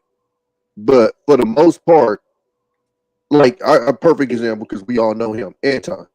You can't give me a situation that Anton's wife shouldn't get broke off if they end up divorced. When he literally specifically tells us, I don't want her to work. I want her to do this, this, and this. Like, you can't give me a situation where if that situation dissolves, then she's supposed to essentially be, because of what he wants her to do, essentially start from zero and build herself up. So you can't have it both ways. You can't have the, submit to me, let me lead, do what I say. I work, you sit at home and take care of the kids, yada, yada, yada. And then when it dissolves, figure it out. Nah, that's out. See, the thing is, in that case, Tommy, like if my wife is a stay-at-home wife, do I think she needs to be broke off? Hell yeah, she needs to be broke off. I mean, I'm not saying I'm never gonna say leave her with nothing. I'm just not that dude. You know what I'm saying? But half, half not half. I mean, I'm gonna be 100 with you, like, and this is why I kind of laugh at these conversations. This is really a conversation for the 1%. Us really regular niggas, this ain't our problems too much. I mean, dude, can you kind of get took for something, in the divorce? Absolutely, but for the most part, this is, when you talking half and you talking, millions and like you talking 1% problems. Most of the people go ahead. Oh, go ahead. I'm sorry. No. Most of the people I've encountered in life that's going through a divorce, wasn't sitting on the side of the road living in the car because of a divorce. You know what I'm saying? Well, and to be honest with you, if you end up in that situation, well, I'm not going to speak on people's situations. That's why my example, I brought it to like the everyday, because when you do get in divorce, right, it does financially ruin you, right? It's one of the drivers of bankruptcy. Right. And so when we're talking about the everyday guy, the average earner, right, prenups are good just to talk about division of debt, right? Not so much the division of assets, but also prenups cover division of debt. Like who's going to be responsible for what and how to manage that debt after you dissolve your marriage. And I think that is probably the better issue, or the bigger issue to talk about, because when we're talking about Anthony Anderson, I don't think she deserves 50%, but 10%, 20%, a couple $1 million, whatever, right? Like, let's say she was out of work for 20 years, depending on what she went to college to study, $2-3 million, $4 million, even $5 million. I think that is fair, right? But just to say 50% just because, right? Because I mean, the 50% thing is like just because, right? You ain't signing. Are you not becoming one when you get married? I'm not Christian, so I don't follow. Oh, okay. Well, I'm talking. So I think I laughed, so I cut it out. Okay. No, I was talking. No, he signed to his kids. Mute your mic if. My bad. I thought that was Black David. No, that was my kid. No, I was saying for the people that because again, that's why I say it's not my belief, because that's not necessarily under my belief system. But the people that I hear on here preaching that you become one, that you're under my covering, that you submit to me, and all this and that, split it up. No, I do believe in submission, but also cooperation. And you pay for all of that. No. But my understanding of stuff like that is different. Like, for example, I have my own business, stuff like that, but my wife works, right? One of the things I recommended that she works. I don't expect us to get divorced, but just in case, right? I make sure she works, she gets an income and things like that, so I don't get hooked on alimony, because I'm not paying for her to suck another dude off. And that's what I was going to say to you is, and I think most of the guys that do get messed up, it's a situation where she's not working. I think in most situations where both people are working, then and that's why I said for most regular people, this ain't a problem, because most regular people, you need two incomes, et cetera, et cetera. Right. But when we're talking about divorce for the average earner, it's not about assets, it's about debt, right? Prenup should be focused on debt. How do you cover the debt that you earn when you guys are married? Who's responsible for what debt? That is actually the right type of prenup for the everyday guy. Hold on, let me read this real quick. This primal stuff just came out that was very interesting. And then the people that haven't said anything, I'm gonna let them get a shot. So Deuce, you could speak on this if you want to. If I make a business with another man and we sell out and we both started it together, wouldn't that be 50-50? No, that's 50-50. If we started together, it's 50-50. That's also not true. If y'all put in 50% of the apps, if y'all put in 50-50 assets, it's because somebody. Sorry, I have to, because I have a business, right? I'm incorporated both in China and Kenya, so I know this specifically well. When you incorporate, somebody brings in sweat equity, somebody brings in investments. And when you sign a contract, there's something called a contingency plan. And the contingency plan goes into detail. How is the asset split? If I want to stay, you want to go, I have the right to first buy before you sell it off to someone else. How do we manage debt? Things like that. It's called a contingency plan that is written in the contract. It is not just 50-50 split. No, there's a contingency plan in the contract, and that is up to how you guys negotiate. Okay. That's all. Shout out to you, E-Man, because I like the camera angle you got now, brother, and what the how it looked. That's much better, because last time I saw the lighting in the back, I thought you Black Jesus for a second. I was like, no, Lord, no. I wasn't ready to go yet. In the matter of Anthony Anderson, because he was married to her for the bulk of his career, yes, I do believe she is entitled to 50%. Because he's been acting since like 95, you know what I'm saying? So if they've been married for 20 years, they've been married since like the early 2000s. His career didn't really take off until about that time. So yes, his first run on Law and Order, all his movies, Romeo Must Die, all that stuff, she was married to him during that time. So, and then Blackish. So yes, absolutely. I think the issue with 50-50 comes when you're married to somebody for 5 years and you lose premarital assets, right? These are marital assets that he accumulated while they were married. I still say to this gentleman's situation in particular, here's my take on it. Mm-hmm. No, she does not deserve 50%. I understand she was married to him for the whole time. I get it. But again, does she deserve to be broke off? Yes. What's the number for you? What's the number for, hold on. If she wants 30%, fair enough. Because all you did was get married. You didn't, like with Michael Jordan's wife, you didn't dribble a basketball, you wasn't in the gym, you didn't hit not one jump shot. In this case, you didn't act not one time. You were just married to me. I get what Tommy B is saying, and I agree with Tommy B when he says, okay, this chick was just, she was taking care of the house and carrying on and things like that. Yeah, that helps. That's why I think that 30% is something that's reasonable. But who put more of the effort into accumulating that wealth? I did. If I put more of the effort into accumulating that wealth, I deserve the lion's share of it.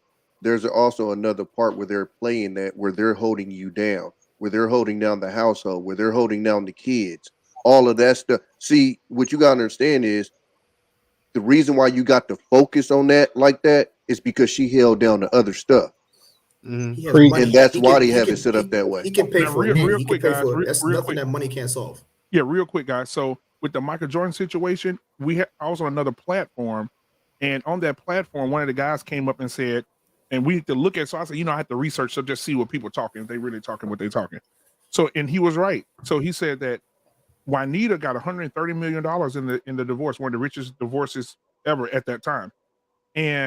But she had, there was proof. And even Michael said it. She had people that come pick the kids up in the morning for school, drop them off. He had a personal chef cooking the food at the house every day, washing the clothes, drying the clothes. Yes, it does. Yes, it does.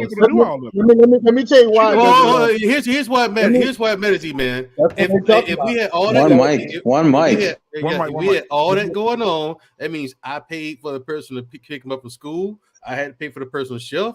I had to pay for everyone who took care of the kids. I had to pay for that. So when we get divorced, you do not get half. You're my wife, so do you deserve to be broke off? Yeah, you're gonna live nice off what I leave you. But half? Go ahead, E-Man. No, you got it, E-Man. You got it. So this is the problem. We're talking about his high school sweetheart. We're not talking about somebody who came into the picture later. This is the guy. This is the woman he was dating in high school before the dream of being an actor was even a thing. And the one thing it is that college. Not high school. They met in college. Yeah, they did, man, in college. They did. Semantics. Continue, E-Man. Semantics. Continue, E-Man. 21 years. Yeah. Semantics. So what I'm saying is this is why women want to go out and get their own, because they don't want to be in a situation where my wife, for example, my wife gave up her she's in the medical field. She gave that up to be able to be a stay-at-home mom, to take care of our kids. I would be crazy to try to say, oh, I'm out here working hard and doing this. My value to the family is more than yours, but we supposed to came together as one. No, everything that she do, she's playing her role. We asking these women to be submissive. We asking these women to fall under our leadership. So if something happened, we can't then say we're going to give you the bad stick of the deal just because we the man. I disagree with that wholeheartedly, in my opinion. Can I give you a little pushback, E-Man? Because I brought this up before the other week prior. The same way that you're telling women to get their own, well, guess what? Men are getting their own and going to different countries to get to other places where the marriage laws will benefit them, that won't destroy them. And that is what you call moving the goalpost. I have to look. It's not. It's the same thing. It's just the way you take it. No, that makes no sense, bro. I have to push. You know, it does, bro. If you look it up from an IQ logical standpoint, it does. Well, anyway, the point is, it's just that when we talk about submission and we talk about giving up this and that, we're talking in the confines of marriage, right? You both took vows for better or worse till death. Now, when someone says, I want out of that contract, then those rules no longer apply. I'm happily and willingly and lovingly give you 50% in the confines of marriage. I'm happy to lead you and do these things in the confine of marriage. But as soon as you say, I don't want the marriage to continue and end up, if she says it, right? If the man says it, that's different, right? But if you're asking out, then the contract has changed. The negotiation does change, because I didn't make the promise I didn't make the promise saying like, I'm going to do this until you divorce me, and I promise to give you X amount of dollars after you divorce. We didn't sign up for a divorce. We signed up for ever after till death. Well, no, so it's like, I think you're neglecting respectfully the nuance to the situation. You're kind of broad brushing it. You know what I mean? The why does matter. So, you have to have a conversation in a way where you're asking why. So she's why. just not happy. So she's just not happy. Well, I'm saying, just not. There's a lot of different things. You never know. Like, it could be some form of abuse. It can be infidelity, or she could legitimately just want out because she wants to be with somebody else or whatever like that. I think all of that weighs in on the percentage that somebody should receive. They are high school sweethearts. Let me turn that on you, right? So then, and I can agree with this. Would you agree that depending on the reasons of getting out, the negotiation should change? The severance package should change then? Would you agree with that? Yeah, I agree with that. Okay, and then I agree with you, right? Because if she just wants out, that severance package should look different than if I cheated or if she cheated, right? Because if we're going to say nuances, then there should be that you have to change. Then there should be nuances in the severance package. Well, let me tell you why it doesn't change it. Because now it's different if it's a man who had money before he got him. I believe that he should get a prenup to protect his access. But when you was broke, when y'all got together, that is y'all money. It's crazy that we want them to be one with us under our covering until it's time to talk about money. Like, E-Man, E-Man. Now it's a caveat thrown there. They're saying that, let's say, for example, she cheated, and this is for you too, Tommy. So if she cheated, you don't feel like it's still 50-50? You still feel that way? I think it's 50-50 because both of y'all. So like in my house, I can't explain in nobody else's house. It's like crazy. It's our bank account. Now I don't believe in debt. That's a whole nother story. But it's our bank account, and it's crazy that how much. I don't care. I don't care what the reason is. It's our money. It's not just my money. It's not like, now I see if you saying that she got a bank account and I got a bank account and it's separated, but I believe that we should have on all of our, me and my wife bank account, it's both for our names, but then I tell her how much money she get out the bank account at divorce. I just don't agree with that. Tommy, you feel the same way? Hold on, Tommy, you So, feel the same way? Like I said when I spoke, this is based off of what I've heard people say in this space, and so based off of what people say in this space, yeah, like I don't think that you can make these demands or whatever of your wife, and then like he said, when they don't work out, then try to switch stuff up. That's just how I feel. Like it. Yeah, but see, in E-Man's case, it's different. Can I go after? E-Man's case is different. He asked his wife to stop working. Now, if that being the case, if she stopped working per your request, hey, I mean, yeah, but we're throwing now we can have the 50%, the 50. Now we can put 50-50 in the conversation, especially if it's my fault.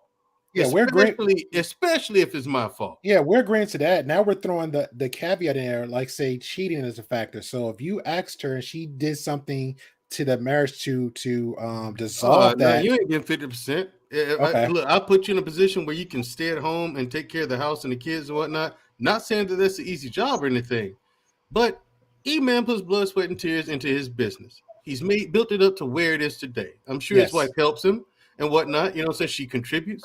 However, if he says, stop working, even here, take care of the house and kids, she does that. She does something foolish. E-Man can't get past it. No, she does not deserve half. Or better yet, what she gets largely depends on what E-Man thinks he should give her. Personally, I think it should be 30%. That's just me. So what if you flip it? What if you flip it? Now, if I cheat, flip it, well then, listen. And I'm not saying wrong or right. I'm just curious. I mean, I am too. I give 40. Hold on. Can I just say this real quick? Because you come up with another 10 or 15. Yeah, I come up with another 10 or 15%, man. I come up with another 10 or 15%. All right. Yeah. You caught me. That's my bad. I'll eat that one. You want out? All right. I'll give you another 10, 15%. But a solid 50? Yo. Gentlemen, you're missing something. You're missing the foundation. When you make these promises and when you ask for these things, right? You're asking her to marry you and you promise for better or worse, right? We're missing that part. We promise better or worse, and I'm not going to leave you, right? We're going to stick it out and ride through this together. And in that connotation, I made the promises of I'm going to support, provide, and die for you, right? I mean, that was what I signed up for. Right? That's what men who go to the altar and sign up for. We didn't sign up for the divorce and what I owe you after divorce. That agreement was never made. And that's why I'm having a very tough time understanding why do I owe her 50%? Because I told her I'm giving you 50% in marriage. That's what I promised. No, right? So no. Let me finish. Can we not move the goalpost and at least acknowledge that when we ask for permission, submission, when we promise provision, we promise that in marriage. We did not promise that after a divorce. Can we at least acknowledge that before we move forward? I can. But even if a business, right? It's not after. What you got to do is if me and Ken go in business today. What we have to do is we have to dissolve the company first. You don't have to. You don't have to, E-Man. If y'all have and I'm giving an example, and I don't want to put that on nobody, especially a good husband and wife, right? But if y'all had that same mindset, because I think El Grande, whatever, El Guapo, he made a comment about his relationship. He's not in these relationships no more, but he said, hey, me and my ex, we still run a company together. We still run a business together. You know what I'm saying? So y'all guys still have that same mindset. So I wouldn't, me personally, just on the business aspect and whatever contract y'all got laid out, I would make sure my company is protected on that end and say, hey, can we still coexist as far as the business? Just like can we coexist and co-parenting as I wasn't going there, Gray. Yeah. I was going somewhere else. Okay. No, what I'm saying is marriage is a business, right? Marriage is a business. It's not, but it's okay. Okay, see, now we arguing semantics. It's not semantics. It's philosophy. It's philosophy. No, that's the philosophy. Marriage is not a business. right? But my point It's is, it's just philosophy. how come we can't agree that when we made these promises and we asked for, when we made these promises and stipulated these requirements, we had that with the intention of never, like, not divorce. We had that in the confines of marriage. Why can't we agree on that? Like, No, I can really agree with find that. it. I agree. I agree with that too. But I the agree thing, wholeheartedly. Like, those I guess the promises thing were about for it is if you marriage. break the How many vow, wasn't though. like after we ended, right? So that's the thing. I agree not to leave you. You agree to not to leave me. You submit. I provide. I die for you. That was made in marriage. In the Why vows. can't we agree to that? You have access to 100% of my shit while I'm married to you. You want to get? Yeah. You want out? No. Like, why do I give her 50%? She gets 100. I'm married. Don't tell me My we- wife gets 100%, right? But we signed prenups because she comes from a wealthy family. So I promised not to take her inheritance and stuff like that. And she promised not to take my companies. So, I married definitely the right person, right? But the point is, for the average person, right? They made these and even me, I made these promises in marriage. If God forbid we end it, then I don't owe her those promises because the agreement was in marriage. See, but when we're talking about your, Hold on, real Can I ask quick, one question? man, because I think. Oh, go ahead. Go ahead. No, I just want to ask. So I can't see I see the nope won't do it. I see that, but I don't see a name. So I apologize. We ain't signing. We ain't signing. That's my call Okay. sign. We ain't I signing got you. shit. Okay, so we ain't signing. So I guess my question is, why do you think that marriage is not a business? Oh, because number one, when I'm married for one, I'm married for love, and number two, I'm married to build a family. Right? Marriage is a safety net. It is to build a family, right? Historically, anthropologically speaking, right? It's only when marriage license came, because before like 1908, marriage license did not exist. People just got married under in the church or paying dowries in the East, right? Mhm. It's only after 1908 that the U.S. government incorporate. I could be wrong about the date, but the U.S. government incorporate a marriage license. But marriage is for building families, Right. and safety. So then that would be more of a philosophical standpoint, because I guess based on what What you're saying, marriage is a business? I agree. It's a philosophical standpoint. I agree with that. right? So Yeah, sure. I guess what you're saying is now, but it's evolved, is what I'm hearing you Well, say. I mean, don't get me wrong. There's definitely a division of assets, right? But a business is you're trying to get market share, right? You have a team you need to manage, et cetera, et cetera. You're getting some kind of cash flow and income coming in. You don't have that in a marriage, right? The everyday person doesn't have that. You work, she works, right? And you Right, but it's combine your still, stuff together but and you're still managing the household in Mhm. some aspects. I won't say completely, but in You some are, yes. aspects, like Yes, a I'm business. not So I'm not negating that. when you look at investing, when you talk about saving, when you talk about Mhm. cash flow, when you talk, Yeah. when you're talking about debt, you're doing all of those things within a marriage. So it is very closely related. Now, will I say it's exactly like a business? I mean, some could argue that, but I do think that No, marriage closely resembles a business. The reason why I'm saying not a business, because that's not the intent of the people that are getting married, right? You're marrying this person, not intent to incorporate yourselves. You're marrying with the intent on spending your lives together for the rest of your life, building family, whatever, right? That is But the see that, intent. and I don't disagree with that, and that's why I'm Okay. saying it's a philosophical difference, because there Yeah, are people that so, don't marry and I agree with that, for those right? reasons. People marry for different reasons. Right. Yeah, So I mean, yeah. we don't have a disagreement, because yes, is there some business aspects to it? Absolutely. But is it a business? No, I can't rock with that, because probably if people treat it like a business, you will have more successful marriage rates in America, right? The East beat out Western countries time and time again when it comes to marriage. Facts. And that's why my wife is from the East, because she's grown up with and even that, right? She grows up with the proper training to be a wife, right? Because I didn't train her, right? My job is just not to fuck it up. So if you break the contract, which is like a vow, you don't think that there are penalties associated? Correct. Well, we got do married you think here that in there are Asia. certain penalties associated with that? Well, we got Even in married here in business? Asia. We got I'm sorry, are you asking about my marriage or business? No, definitely. I'm not asking about your marriage. We're just having a discussion. Okay. Yeah, I'm not trying to be personal at all. So no. We keep it broad stroke, no problem. But what I'm saying is this, right? Like, if for God forbid we break up, we got married here in Asia and we got married in the UAE, so it's different. Like, the licenses is different. Dissolving of assets is very, very different here than in the US, right? The US is very women focused, right? Even with kids, like, I automatically get custody of the kids. She keeps whatever she had, I keep whatever I have, right? Like, there's no U.S. government coming for me if I don't have to pay alimony, period.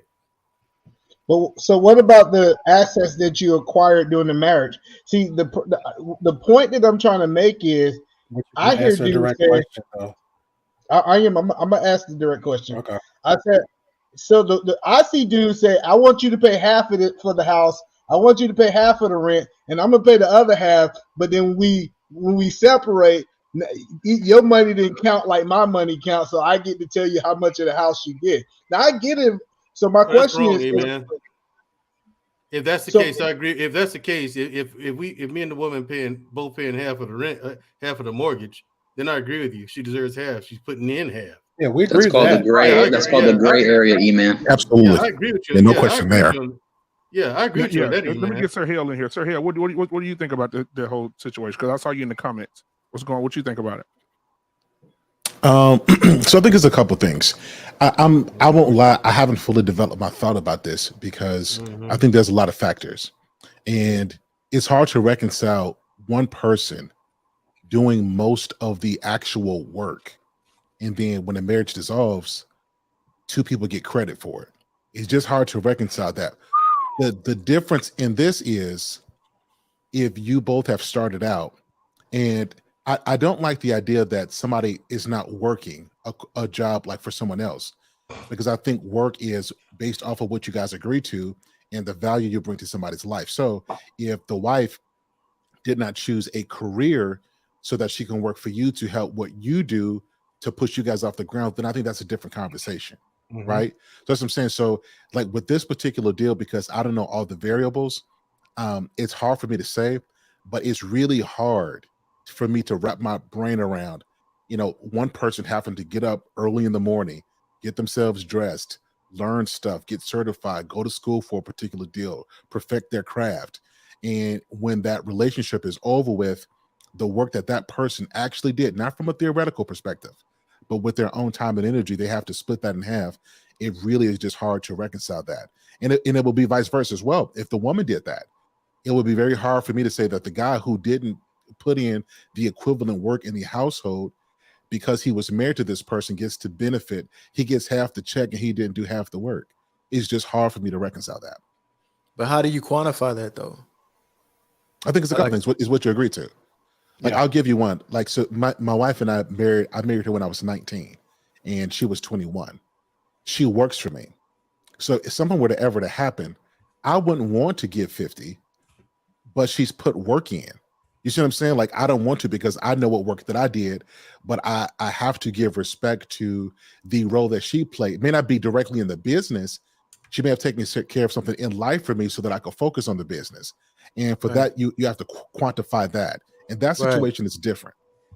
Yeah, and that's what I was asking, and that's what it's a very it's a difficult question to answer because. And what's up, Sir Hale? This is our first time interacting. Now that I think about it, I feel like y'all two fighting that $1.99 voice minute call. Yeah. Well, no, I'm saying, ladies and gentlemen. Hey, he just serenaded. He just serenaded you. Hey man, you got that all day, bro.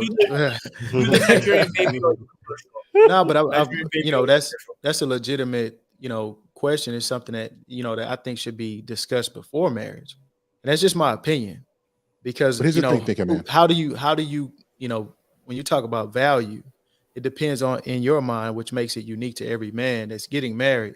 Where do you place someone taking care of home to where you can go out and work free, peacefully without having to worry about what's going on at home when you start talking about transmitting the culture and stuff like that. Let me give you an example. Let me give it the world. Everybody know who the GOAT is. LeBron James. Everybody mute.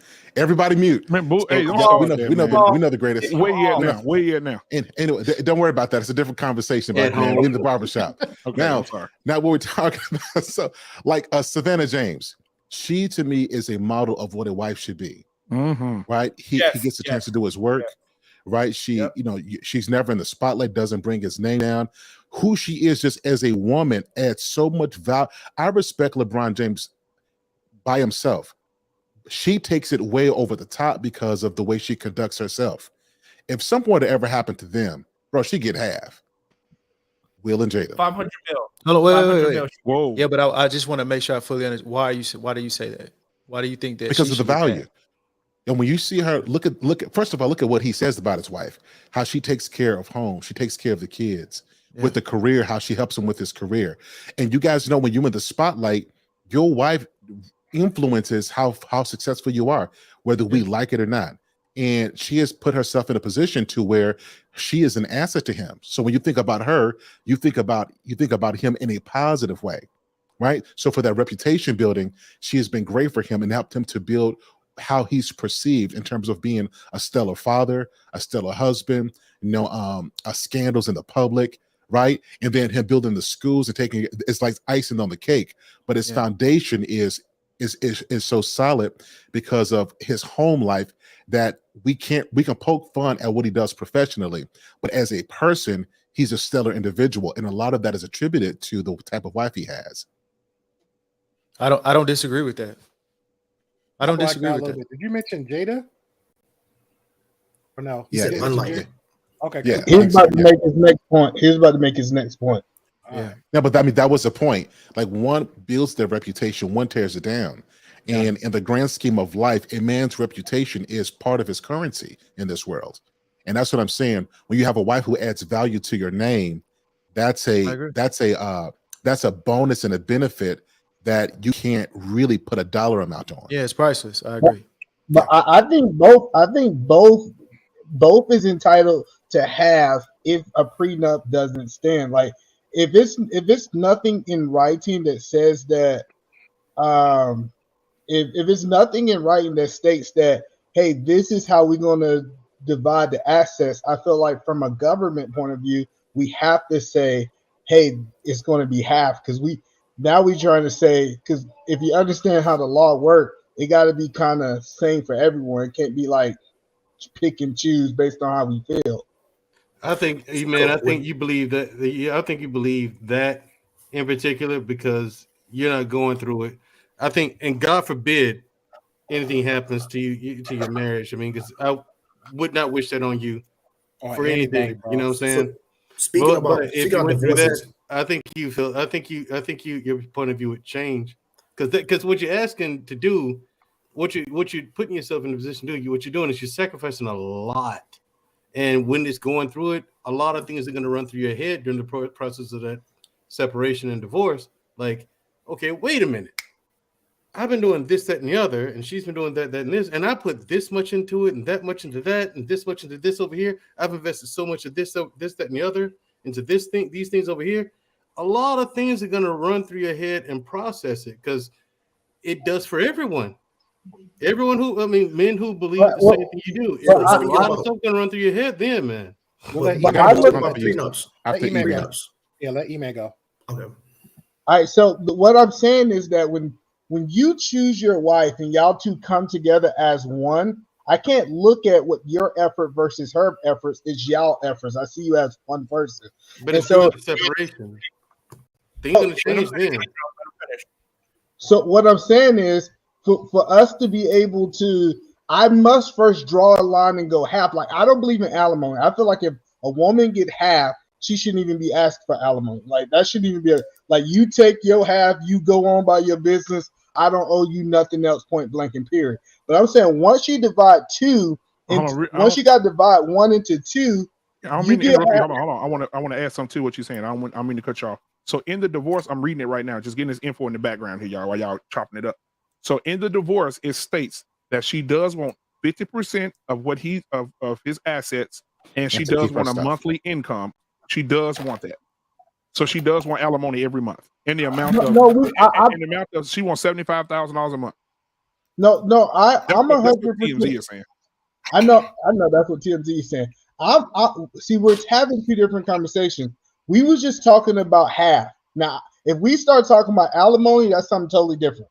Like, because I feel like even if you have two working people, say if my wife had a 401k plan, I'm entitled to half of hers too. Like, I'm not just saying that it's one way. So when you start even talking about working people, you get half of all her assets too, not just mine. So so the thing we have to realize about marriage, right? People like to romanticize marriage, but in actuality, marriage was never about love. It was never about love. It was about survival. It was survival for the woman so that she'd have a man to take care of her and she had a man to protect her in the world, because a woman out there by herself, it was dangerous. It was a dangerous world for a woman that did not have a husband, as it is today in some third world countries. For a man, it was about legacy. It was because a man could have children, but it was also so a man could have children, but it was social security, because there was no social security back then. People had as many children as they could because your children took care of you in your old age. That's what it was. That's what it was about up until the New Deal, when they created Social Security. Now we have to realize that people aren't getting married for love anymore. Let's be serious. It's about money. Women have equal opportunities, like more, okay, not equal, but women have more opportunities today, and they are closer and to men in terms of pay and stuff like that, right? So there's not back in the day when women got divorced and how alimony and child support and all that stuff came about was because when a man could leave a woman, leave her with the kids, go start a new life, and leave his wife and his children, his ex-wife and children, in poverty. So second wave feminism came about. First was actually doing first wave feminism. First wave feminism granted those protections for women for that reason. Now, those reasons aren't the same anymore. So, you know what I'm saying, 110 years later, women can have their own careers. Women can get educations and stuff like that. So so it's not like she's totally out in the wind. Now, in the instance of somebody being with somebody for 20-something years, yes, they should not just leave and walk away with nothing. Absolutely not. But people aren't getting married today for the same reasons. People get married and they stay married for the minimum amount of time in the state required for her to get 50%, and then she's out the door, which is why you see these women marrying men 20 years older than them, 30 years older than them, talking about it's love, and then divorcing them 5 years later. Like, people are married. It's a business, right? Women, it's a way for you to get a quick dollar. And that's how most women are doing most rich men. So I got a response for you. Real quick, because when he said that, dude, okay, we connect, and so it says here, the estranged couple tied the knot in '99. They got 2 children, one 26, son 22, daughter 26, or whatever. They separated from 2014 to 2016 with no divorce. She filed for divorce in 2015, but she dismissed the petition. 6 months later, Anthony Anderson signed a multi-million-dollar deal with Blackish, and then she filed for divorce after he signed for this. So after he signed this deal just recently with Blackish, in Law and Order, is when she hit him. It doesn't matter. Right, I want to add on something real quick. I guess that's what you were talking about, huh, Deuce? Right? Exactly. So this is what I want to say, because when we talk about marriage as a business, the only reason why people see marriage as a business because Americans have proven they cannot stay in long-lasting relationships. New marriages, 50% of new marriages don't make it to the twilight years. So this is why you guys look at it as a business, because again, marriage is about security. Even here in Shanghai, right? Financial capital of Asia, right? They get married. They stay together, they live alone, have a kid. The mom and dad, grandparents live with them, right? So in the household, when you have kids, right, you have the grandparents, the parents, and the children all living together, taking care of the kid. Because here, that child is the Social Security, right? And they put them in the best position so that when that child, or 2 childs, or three childs now, because there's a 3-child policy, when those 3 children grow up, they'll be in a financial situation to take care of the mother and the father, and they'll move in once they get married and have children, right? It's just a Social Security thing, so people here stay together. But in the U.S., the only reason why it's seen as a business is because Americans have proven that they cannot stay together for long. No, I don't think No, so, that's not. man. That's not the. That's It's not not. because. Yeah, That's not it's because. it's I gave you that's what I the was saying. because It's before. different. It's different, bro. Like, hey, are you American? Yeah, I'm from Philadelphia, North Philadelphia. Born and raised. Why with a is playground everybody I keep spend in asking most me of my that days. shit? No. Because you said you guys.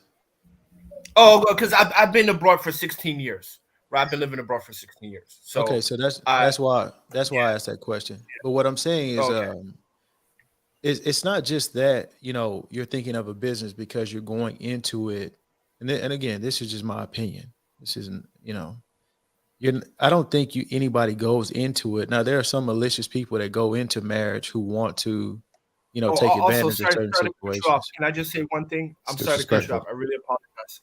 I really apologize. But I want to say that Sir Hell is on crack cocaine because we all know the GOAT is Kobe Bryant. Is Michael Jordan? Michael Jordan never beat above Kobe Bryant beat more. Hey, hold on, black man. Hold on, time out. Hold on. Let me help y'all out right quick. Hold on. Let me do this for y'all. Hey, there you go. Michael Yes, sir. Yes, sir. Kobe beat more 60 plus zoom in. That camera, That's what I'm talking about. Let me help you out, Jordan. just in case y'all didn't know. That's right. It's Michael Jordan. Like, Thank you. Let's not Man, I'm kind of offended by how cool that is. I'm kind of offended by that. And my thing is, with Sir Hill, I'm the most disappointed in you when it comes to this. How in the world? You said you're disappointed in Sir Hill. Yeah. How in the world do you think anybody's better than Jordan? This is about to take a turn. That's not about to take a drastic turn. Let's focus. Blame back. Sir Hill, E-Man. Blame Sir Hill, E-Man. He started it. He has started it. Go ahead, finish your thought. LeBron. Oh my God. The petty is hard, man. Allow me to say this to Sir Hal real quick. Sir Hal, actually, even though we don't agree on a lot, I respect you because you're reasonable. And when you talked about how LeBron James' wife should get half, that made sense. Even though I disagree, it's reasonable, right? So you're a reasonable man, and I enjoy talking to you because I enjoy talking to reasonable people. But you set me up. LeBron, I knew it. It's a great setup. And you lost a little bit of respect, sir. So I'm just gonna leave it there. I lost a little bit. I told you that was a setup. Hey, finish your thought. Compliment you and let you down. You set yourself up for that one. Nah, bro, it's just LBJ is the GOAT of this era. Can we agree to that? I can agree to that. Yes, I can agree to that. Yeah. Yes, Okay, now get you back on my team. Get you back on my team. Get you back on my team. Welcome back. This era. Okay. Be honest. Okay, I was want to say something about prenups and marital agreements, right? Prenups are not foolproof.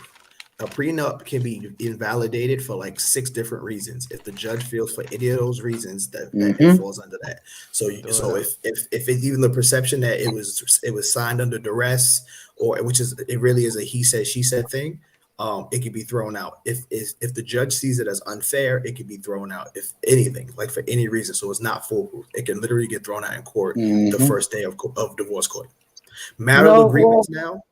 The safest way is to have a marital agreement that has to be restructured on a set amount of time, like every 3 to 5 years or something like that, because your circumstances and your finances tend to change. So this is why people have it established. I don't know if y'all remember when one of J-Lo's previous marriages, she had a marital agreement and they uncovered it, and it was like, hey, if he cheats, she gets this much money and she's out the door. If the marriage lasts 5 years, it was like other stipulations for 5, 10, and so years. It was so many different situations. I think Jay-Z got that too. And then it's like a certain amount per kid and all that too. Yeah. Some craziness like that. So that's really like the best way to protect yourself. And the thing about, and when I say a business, right, and you can tell when somebody's coming into a marriage and they're thinking about themselves, because you shouldn't, like I saw a sister comment saying that women don't get married to get divorced, but that doesn't mean that they're still not trying to protect themselves. And in them protecting themselves, you're gonna be liable. You know what I'm saying? You're gonna be caught naked. Why not just have a partnership? Why don't people just go into civil unions, right? You would never be able to get a woman to go into a civil union and say, hey, listen, I will give you all the entitlements as a wife and everything. I'll even give you a ring. I'll give you $1 million ring, everything, blah, blah, blah. We're just not going to sign that piece of paper. They will throw all out the window for that. They like, I want all that and that piece of paper, because that's their security. They're getting married for security. If you're getting married for love, you would do it with no money attached. Are you saying that all women are doing that? Or are you just saying like what percentage? Why do you think? Let me ask you, anybody that's been married here, anybody that was married here previously, did you ever bring up a prenuptial agreement before you got married? Did you ever even bring it up as a topic of conversation? How did that conversation? So you're the only one, and we know how yours went. Anybody else? E-man? But bro, that's more of, again, like I said at the beginning, it's more top 10, 5% of people that deal with that type absolutely of stuff. Not. Absolutely not, because I think it's a matter of it's a matter of us being aware of it. A lot of us, our community, we're just not aware. No, Sir Hill, we find out about that later. Okay, most people in this country don't even make 50 grand. Period. So if I'm making 50 grand, more than likely she's working. So again, this is not, I mean, they say go do it, but more than likely, if you're working and you making 50 grand and say she's working and she's making 40 or 50, you ain't getting halved out. But but sir, take it back to what We Ain't Signing says. It's at that point it becomes about debt, because some of the people who are earning $50,000 got $100,000 in debt. Yeah, we got to factor that in as well. Yeah, right. But I'll tell you right, I'm above that. I'm not gonna tell you how much I make, but I'm above that pay level. And and in my marriage, I was able to be a sole provider, and that's why I understand where the liabilities come in, because a lot of times it's not not choosing not to work, right? Because what happens is when you get a man that's a sole provider, what women end up doing is they have the choice. They have the choice if they want to work or not. If they want to say, hey, I want to stay home, or no, like I don't want to take that job. I don't, because when you have to work, you'll take any job that you have to make ends meet. When you have a man that's able to provide and be a sole provider, now you can choose the job you want, right? Because you have a buffer zone. And that's the thing with being a sole provider, you provide a buffer zone. But ultimately, don't you give them that choice? What? Yes, you give them that choice. But let me respond to that though. Go. But if you don't mind, let me respond to what you just said. So you're right in the theory about not working, but I don't think a woman who is capable of doing work. Now, again, this is different than putting an application and going to work for somebody. Right. I think if you're capable of working, a wife should be working to some degree. Right, just sit at home unless there are small children involved. Oh, I'm about to say no. We're doing something. I'm about to say no. I do not subscribe to nobody else watching my kids, but the one who had them. Now I got. So that's what I said. Unless they're small kids. If there's small kids, then of course you want to take this time out. But even when the kids go to school, then your wife needs to be doing something, right? That's part of what's going to help you guys stay connected. Because what's going to happen is you keep on ascending in your career, you guys are going to change, and you're going to become a person that she might fall out of love with, because work will change you. Like your aspirations will change you to some extent. And the best way for you guys to stay strong is for her to be working with you, and you guys end up going through those changes together. You see what I'm saying? Well, I've had this conversation with married men, like when I was married. Absolutely. I 100% agree. And that's what changes people, because as you become more successful, because obviously, you know what I'm saying, I got more, I achieved some things within my career, got raises, got put in different positions and stuff like that. Yes, I was changing. And one thing I did not have was time. And that's what, if you have an abundance of time, I don't. Any man that makes money doesn't have time. Any man that has time doesn't make money. And that's where the growing part comes in. So I think of it a little different. So I'm a business owner, so I actually hired my wife and give her a salary. So I think that you should exactly the same then. Yeah, I know. I agree with that. So I just don't subscribe to the point that she should have to go out somewhere else and do something if I don't have nothing for her. It's my responsibility to provide something. What I believe. If you don't mind me saying this, and then because I got to go in just a second, but God gives us our youth for a reason. Now, this regardless of what you believe, we underestimate what we can do in our youth, right? And how we can build up stuff. Now, if you're a millionaire, that's one thing, but for the common person, you have youth for a reason. It is to be used so that in your older age, you're not stuck stressing and worrying about stuff you wish you would have done when you were younger. Wives have an uncanny ability to take what their husbands are doing and not double it, but multiply it. If you're earning money and she's learning investments, or you're building a business and she keeps the books, or she knows marketing or something that helps you with what you're doing, she becomes like that multiplier of what you do. And I think oftentimes we create this idea that we don't want our wives to work or to have a job, when the purpose of a wife is to work, to do something for you as well. And I think we underestimate, and I think, quite frankly, a lot of us underutilize our wives because it makes us feel good to be able to say we do everything. And I think a lot of us brothers got to get out of that. We need to utilize our wives for their gifts, put them to work with something that we have going on, because we're going to get older. And you can take a lot on yourself, but a woman who loves you is not going to want you to put on so much pressure and risk losing you early because you didn't use her to be the helpmeet you needed to build the type of success you want. So fellas, we gotta use our wives. What we said about discussions earlier, and that's but as you said, y'all change, right? Your agendas, your goals, your end state, because a lot of times when people are dating, right, everything sounds good. Y'all don't on the same accord. Y'all are of the same accord up until you put the ring. I don't believe in dating, by the way. So that's a little different for me. I don't believe in dating. Okay. Well, until you get married, right? And then once you get married, now your agenda changes because now things have the consequences are different, right? Because you're gonna have these milestones. I'm going on 15 years of marriage. Okay. You have these milestones in relationships, right? And things, as you know, things change because what happens? Your marriage can be one way, and then boom, you have a child. Throws every other plan out the window. You know what I'm saying? And now you have to pivot, and y'all have to say, hey, listen, are we on the same course together? See, this is where I have pushback. What that type of thinking makes it seem like you're unsure about the life plan, right? I think a lot of us guys, what we do, not you particularly. When I hear this, I got you. A lot of us guys, we adjust. A lot of us guys change instead of adjusting for the scenario. So when a baby comes, we change because now we don't know how to navigate that. We create a whole new world because we don't plan for marriage, and we certainly, a lot of cases, don't plan for kids. We end up just having them. So it's incumbent on us brothers to make sure that we go into marriage with a plan. When I got married to my wife, I told her specifically what I would be doing. If you ask her today, I was specific. Babe, this is how life is going to be. It's going to be hard for this amount of time. Are you sure you want to put up with this? And I had a plan. Now I didn't know everything, but we certainly had a plan. And because I had a plan, two things happened. One is I was able to grow and to have a pace for growth. The other part is I want the respect of my wife because she sees me growing from a 19-year-old scrawny guy with no education, with no money, homeless and broke, who couldn't afford a family, to a guy who bust his ass, working multiple jobs, going to school, certifying up, learning how to be a husband, learning how to be a dad. And the growth that she saw not only warranted respect of her to me, but it also gave her something to help me with, because now she sees I'm going after something. Now, it wasn't always easy because she still has to get rid of her sense of independence and start becoming one. And I have to learn how to respect and honor that and protect that so that she doesn't feel like she's wasted her life and her womb on me.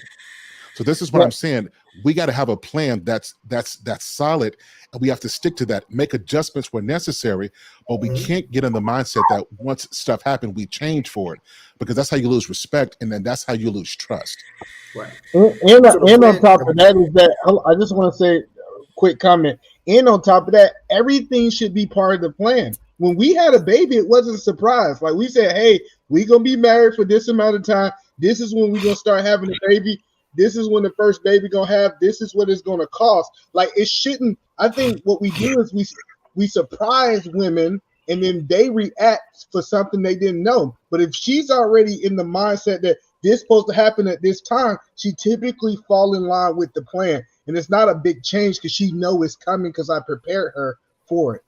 Exactly. So in my example, it was I had a plan. I'm a planner. I always had a plan. I'm still on course for my plan. You know, it was her that kept trying to make additions to the plan. And then my rule is, I'm sorry, the one that makes the money makes the plan. A woman may run the house, but a man controls the direction of the ship. No. That's a bad way. You should not marry somebody who you don't trust their reasoning to help you with what you do. That means you're marrying down, and you're going to spend your life pulling that person, and you're going to ultimately treat her like a child, and she's going to act like one, and you're going to lose respect for her. You have to marry somebody who has a level of intelligence in an area that you don't have to supplement what you don't have. That way, you're going to grow respect for her, and you're going to see her as an indispensable, invaluable asset, as opposed to someone who is beneath you, who doesn't possess the mental faculties to add to what you do. So when we marry somebody, so when we marry somebody, so when we marry somebody, we're not saying I want you to shut up and just follow me blindly. No, we're saying is ultimately the decisions fall on me, but I value the wisdom you bring, because I realize that if you're in my life, you are to make my life better, and I won't mute that. So I want to push back on that part. I'm bad. I'll say this. I'm a very logical person, and I'm bad on I don't make decisions based on feelings, right? And I think that's something that hurt me and hurt my marriage in the end, because I'm making very logical decisions, and then my decisions are right, and I would invalidate her point or that she wanted to add, but you know how it is. Like, hey, listen, what you want to do doesn't make sense. So she felt undervalued, but it was like, all right, but you're going off your feelings. I'm going off of logic. This is the situation, and I think we couldn't reconcile that. You know what I'm saying? So that's why I say, man, it takes a little level of emotional intelligence, and maybe when I was married, I didn't have that. But still, I think I still needed to stay my course, because I'm still on my pace. I'm still, you can't change my pace, and I'm still on course to in my life. So she just couldn't make it on that journey with me because she didn't have the logic, right? You can't, she just made a lot of very emotional decisions. And I think if you think with your emotions, you think wrong. Well, what's wrong? And I think it's our responsibility to make sure our wife buy into the plan. It's my responsibility as the husband to sell and paint that vision out for her. It's not that she have to follow it. I should be able to detail it in a way that she want to. Like, it shouldn't be so much tension. This is just my opinion of her following the plan. She should see that not only she's a part of the plan, but she's contributing to the overall goal of the family, in my opinion. This is why I say, and everybody has their different opinions. There's a difference between contributing what you want to contribute and contributing what I need you to contribute. Right? Because when you put your aces in their places, hey, this is what you're good at. This is where I need you to. This is where you contribute the best. If you don't mind me asking, and first of all, good to meet you as well, man. Good to meet you too, brother. And Thinking Man has something to say as well. So we definitely. But if you don't mind me asking, how old are you? And how old were you when you were married? I just turned 35. I got married at 26. So you didn't know anything. So you thought you knew something, and we didn't know. In our 20s. A lot of times we don't really know what we're doing with women. We think we know, we think we're smart, we think we got it, we think we got our head on our shoulders. But a lot of times at that particular age, a lot of us haven't lived enough life to understand how to live and how to utilize a woman. She doesn't even know, right? So that age, that range is a very peculiar time. And unless you have, and I don't know your story, but unless you got people who are giving you perspective that this part is normal, the resistance here is normal, particularly if she wasn't raised to be that, and you didn't see that as well, there's going to be a level of resistance because you have to submit what you're used to something that's different and potentially scary. Right. So like your trajectory as a man could go up, but when she has children, the opportunities that she would have had goes down. And so there's a level of resistance to make sure that what's being done is good for her life. And so correction, I got married at 28. 28. Okay. Yeah. Still 20, you don't know nothing. Right. You know a little something. But I gotta give some pushback to Sir Hale though. Because you said to yourself, Sir Hale, this is no shot at you, but you said you got married at 19. And yeah, I can agree with you. Okay, but the difference is when you're in your mid to late 20s and you can experience, because, shout out to Deuce, from fellow vet to another vet, and Mandrell and anybody else here, we experience, multitude of women usually on average, and we've been in relationships. I said all levels of military guys here. On top of other people here who have experienced multitude of levels of women. I've been engaged myself before, and I've been with the older women here and there. Now I'm going on 4 years with the same woman that I've been with, living together, on plans of going forward with marriage, not just getting married in Mexico. And so I don't really agree with that. Just because you're 26, 28, you don't know anything, because you can experience a lot. Myself, I'm 28. You don't know shit, bro. I'm telling you, for somebody that's been 28. I'm telling you. And again, I'm telling you for somebody that's been 28, bro. Yeah, guys, this is not a shot at you. See, a lot of times when we say this, because I won't lie, I took it as a shot too. Right? You don't know nothing. You don't. And I don't mean that you're dumb. I mean that life is when you hit your 30s and things start to slow down a little bit more, your perspective on life changes. And this is why you hear people, even when you see CEOs and people really getting those jobs, they get them like 35, 40.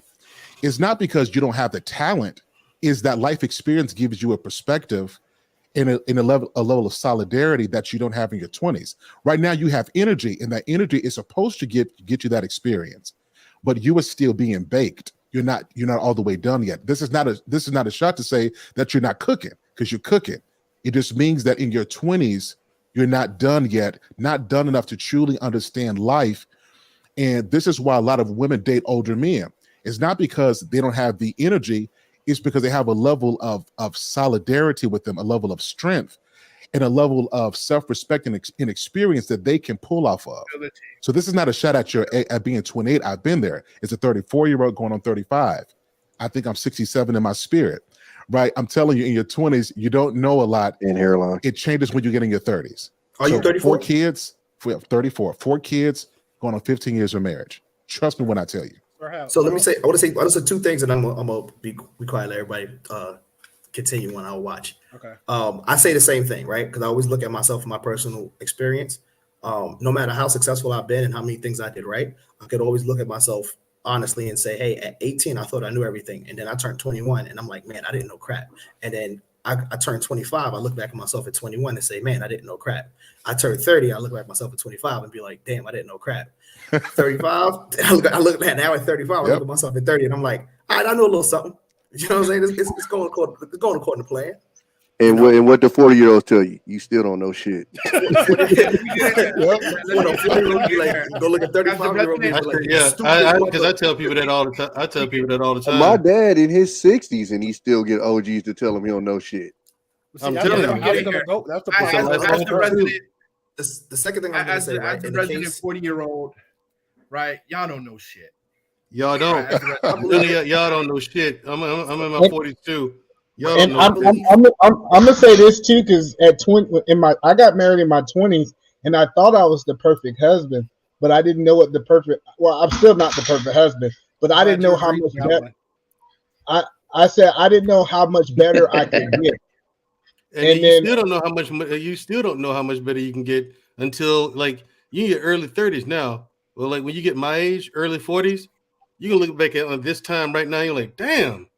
I was shit back then, but now you know what I'm saying. It's gonna keep on going, elevating. Like every day, the more you and your wife are together, man, the better you guys gonna be together. Got a together. perspective on this. He's been married. He's been IT for 20 years.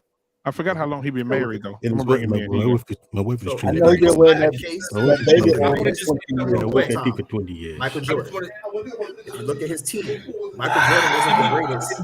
We had this conversation. After my other me thinking my language. He had a team Been married around for 12 him, years. and that's what I say. If you look at the 2 teams that have dominated and been very well and worked together, right? They're all influenced by Phil Jackson. If you look at Phil Jackson when he had the Bulls, he didn't need Michael to be Michael and like score all the points. He's like, hey, I need you to get rebounds. I need you to support him. I need you to shoot. I need you to be a defensive player, and I need you to be tall. You know what I'm saying? Like, put your aces in their places. He took that same philosophy to the Lakers. He took that, and then Steve Kerr took that same philosophy and put it to the Warriors, and that's why they play the way they play. So this is why I say put your aces in your places, and that's what made Michael Jordan the greatest of all time. Hey, I would say, let me say something. I got a response for you. We got other responses. Let me say something. I'm also in my 40. I'm 43, a father and a grandfather. Been married for 12 years and counting. I will say this. When you go into marriage, it's like going to a business. Like, so health people talk, it comes with experience. And I'm not going to lie. I've met people who have been married for 20, 30, 40, 50 years, and I sit down with them and ask questions, and they will tell you, marriage is not what you think it is. It takes a lot of changes, it takes a lot of maneuvering. You have to figure out your part and know how to work together as a team. Problem with today's generation, our generation, they think they know it all without getting into the aspect of asking the elder who been there before on how to maintain marriage. They base it on social media or how would I say, dumb ideology, and they screw up. I think that's what our problem is today. We need to go back to the basic to understand the true content of marriage, not what we think it is, then turn it to be something that it's not. Because marriage never been a business in past time. It's more like survival, like Deuce was saying. It's more like legacy, which is totally true. Which I get that, but in today's generation, we are turned marriage to a business. You turn marriage to a corporation. You turn marriage to oh, how much can I get out of it? If I remember correctly, Marcus said when you come to divorce, you're not asking for half your love. You're asking for half the money. So let's yeah, throw I that want out to there. hop into that too as well, because I know a lot of like young people say that shit about marriages for a business, but when you're in your 40s and your 50s and your friends are also in their 40s and 50s and you see them with children, 20, 30 years, children and grandchildren, that's the goal of marriage, man. Like marriage is most beneficial to men in your golden years, right? When you have time, when you retire, travel the world, spend time together, have a companion. That's really the honey spot or the sweet spot of marriage, right? And so, I mean, I understand why you guys say that because y'all all young whippersnappers. But you know, when you get into the 40 and 50 club, y'all understand that, right? Because the goal of marriage is to grow old with someone and see your grandchildren. That is a blessing. That is a huge blessing. And being able to retire and travel to Italy, travel to Spain, do the cruises and things like that, enjoying the fruits of the labor of raising your kids right, the fruits of your labor of the business that you built, the fruits of your labor of the company that you work for, that you can pass on to your you can pass on the wealth to your kids and let them handle the stress while you start enjoying life. That is the part of marriage that nobody ever seems to talk about. Nope. And getting back to the point of divorce, that's what I signed up for. I didn't sign up for divorce. I didn't sign up for alimony. I didn't sign up for splitting assets. I signed up for making it and growing old with this woman and seeing our grandchildren. That is the agreement I signed for. And I said, if you roll with me on that, then I'll give you 100%. I'll give you leadership. I'll give you protection. I'll give you finances, right? And that's what we're not talking about, because that is the purpose of marriage and that is the benefit. And I'll close with that. And I hope the young folks can. I had a question for you, Sir Hale. So when you were talking about growing together as it relates to, business ownership and how you hired your wife and that thing, right? So what do you think about as far as speaking to the middle for those who don't own businesses, for those who are average, who earn, $50,000 a year, $40,000 a year, statistically speaking, average, not my opinion of what average is, but that's the statistic. So what do you think, when you talk about growing together, how is that possible if one person is at work, the other person's at work? You're literally living two different lives at different points throughout your marriage, especially when you have kids, you're tagging in and tagging out. What at what point, do you think that it's a matter of intelligence on both parties to be cognizant and conscious of, growing together and keeping that at the forefront of your mind? You know what I mean? Or do you think that some people or most people, based on a divorce rate, become complacent and that's not necessarily a focus? I think it's a couple things. So I have a more traditional mindset. I think that men should be the primary providers, period. Right? I often ask this, what type of lifestyle do you want? Like I start in counseling. How do you want your relationship to look like? If the goal is, if I start to hear them, they want their wife to do this, well, then now we got to start asking questions about, have you facilitated a life that she can be free to do all these things? And if the answer to that question is no, well, then we could take some steps to do that, right? So let's say you are earning $50,000 and you're young, you're in your 20s. Well, go ahead, go get you a certification in cloud, right? In about a couple of years, you can boost your income to about $80,000, $90,000, $100,000. And so now you got $250,000, you got that income. Now she's free to do that. Well, now you got to start thinking about the next 10 or 15 years, because you're not going to spend all of your life working for somebody. So now that you're earning enough to take care of both of you, how can you live off the least amount of money and put back the rest of that and then begin to grow that? Right. So you start asking questions like that. If they're like, well, hey, I'm not traditional and I 2 incomes are good. Well, you start to ask, are your careers pulling you guys apart? Because let's say she's an attorney and he's a gamer. Well, they can intersect, but because she has to pattern herself for a whole different road than him, there's going to be a rift at some point. That's just the normal thing. So I'd say if you guys are going to be married, you have to do what's best for your marriage, right? If that means you have to switch careers or you have to do something that's in line to make this marriage successful, you both have to be willing to do what's best for your marriage. And I think too often we champion the outside stuff. There's no agreement in terms of life, but we champion everything else, and then our marriage gets what we have left over. And I think that has to be flipped. We have to figure out what's going to take for us to build the marriage we want, and then start making decisions to make that a reality. And it can be done. Mm-hmm. Yeah, no, that's what I was trying to figure out. I don't know if most people are conscious of what you just said, though. I got a question for and I've lived it, by the way. I got a question for all you married people in here. Word up, and all bullshit aside. Word up to you too, homie. Listen, serious square biz, is it worth it? Yes. I'm not married, so I'm learning. Yes. Well, I know, Ken. I mean, you. Mandrell, what the fuck you think the answer gonna be, bro? I'm just being honest. No, I know. Like, what you think the answer gonna be? So if let me give you a trick. If I get married, Mandrell. If you ask that question and guys respond, I mean, it is.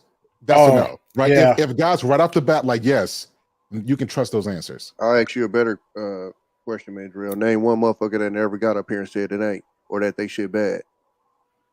Let me add context to that, Mandrell. How many guys hold on. You asked that to that had a slow response? That's a not even that. I'm just saying that just because, and I kind of made this comment a couple weeks ago, but I forgot who was on the panel, but I said one of the worst examples or the worst marketing for marriage is married dudes. It is. Like with us as single guys, see what married see what you guys say is great. What we see is totally different. See what you guys say, everybody, I'm the man. My woman would never da-da-da-da. Man, this is a nigga that lived 2 doors down from me. I seen a nigga park in his driveway and sit in his driveway. And then his wife found out he was out there and got on that ass.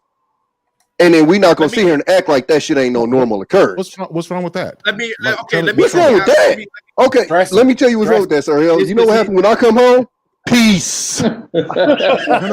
Except for them little midgets back there. But it's peace. Let me speak to this. Let me speak to this really quickly. There were times that I've done that as well. It wasn't because I didn't have peace in my home. Is I didn't want to bring the stress of my day to my wife and mess up the peace of my home with my kids. No, but that's you. But and my military guys could probably back this up too. How many dudes in the military? And I ask y'all because I know I witnessed this. Had a dude that sat in the shop for an hour or two. I go to what you still doing here? Oh, bro, she'll be sleeping an hour or two. God damn. That's what it is. That's called Jody. Go ahead, Win Sonny. Let me keep it 100 with you. All right, so Mandrell, you asked, is it worth it? It's a yes and a no, okay? Because I'm just looking at my relationship and I'm saying yes, but it's a yes and no. A marriage could be a living hell on earth where it grades you, it aids you, and you just like, damn, I want out. Or it can be one of the greatest things that you can experience. However, there's a caveat to that. It's what you want out of life. For me, I wanted to be able to grow old and see my grandchildren. That's what I wanted. If you don't want that, then I would probably say, no, marriage is definitely not worth it, right? If you say I'm looking to marry someone to build a business with, I probably would say marriage is definitely not worth it because you don't have to be married to be happy. I know I have a friend here. His name is Bernard he's from Holland, right? He's 50 years old, slawing women out, 25 years old, and living his best life. Yeah, I was about to say happy as can be. Right? Like he 6-pack, white dude from Holland, like 6-pack, keep himself in shape. He got a villa. He is living great. He is living great. So do you need to be, is marriage happiness and you must need to be happy? No. Can you live a long life without marriage? Absolutely. But it's just about what you want, right? And I want to have children and grandchildren and grow old. So for me, it's worth it. But if that's kind of not your thing, then I'll probably say no, it's not. Yeah, because there's going to be ups and downs. Because there's two different people. There's ups and downs. And like, it's like for me, like Asian women and Eastern women, they're submissive by nature and they're quiet, right? But they fucking nag, right? So everybody has their issues, right? Everybody, like, she's not gonna be masculine. That ain't just Asian women. She'll cry. She'll cry and shit like that, right? That shit knows no race. Right? Yeah, exactly, right? You got to figure out what the fuck did I do now and all this other shit, right? But all in all, it's a trade-off, right? Because all in all, I'm happy 80% of the time, right? And we both want the same thing. She was raised to be a wife, right? So I don't have to teach her that. Like her father and her mother did a great job of that. All I have to do is not fuck it up. But at the end of the day, marriage gives me something that I want. And if I didn't want that, then I would say marriage is not necessary. It's not necessary to be happy. It's just about what do you want. Hey, E-Man, what's your thoughts on that? And somebody, can they cut off? They got a feedback. I don't know if they got YouTube on or something like that. You can mute it if you try to look at the chat. E-Man, what's your thoughts? Because look, you had something to say. So I advocate marriage. Your shit is loud, bro. Just a little bit. Oh, I had to cut it up earlier. Everybody was saying that I was No, just turn like a quarter down. You're good. Just a quarter. Is that better? Yeah, right there. All right, yeah. So I don't know. I personally feel that the hit dog always hollered the loudest. I see so many successful marriages on a daily basis, but they might not be on YouTube telling about how successful their marriage is. Like I look at my pastor, for example, who's been married for 30 years, and I just see how him and his wife look at each other, and they look like they still give each other goosebumps and different things like that. And it's just so magical that you can experience that with one person, and you know that that's the only person. I get we say all these women for the streets and all that, but when you really find somebody that you can experience life, and you really like, I look at my wife as my best friend, and we could be able to do things that is unheard of, and I don't have to start over with another person.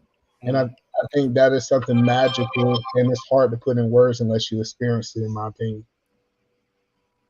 That's what's up. I will say this, and this is just me being a little low-key petty email, because I was holding this on for longest. It's something that we ain't stated earlier. And he said, do we all agree can accept about the divorce part? Can you requote that?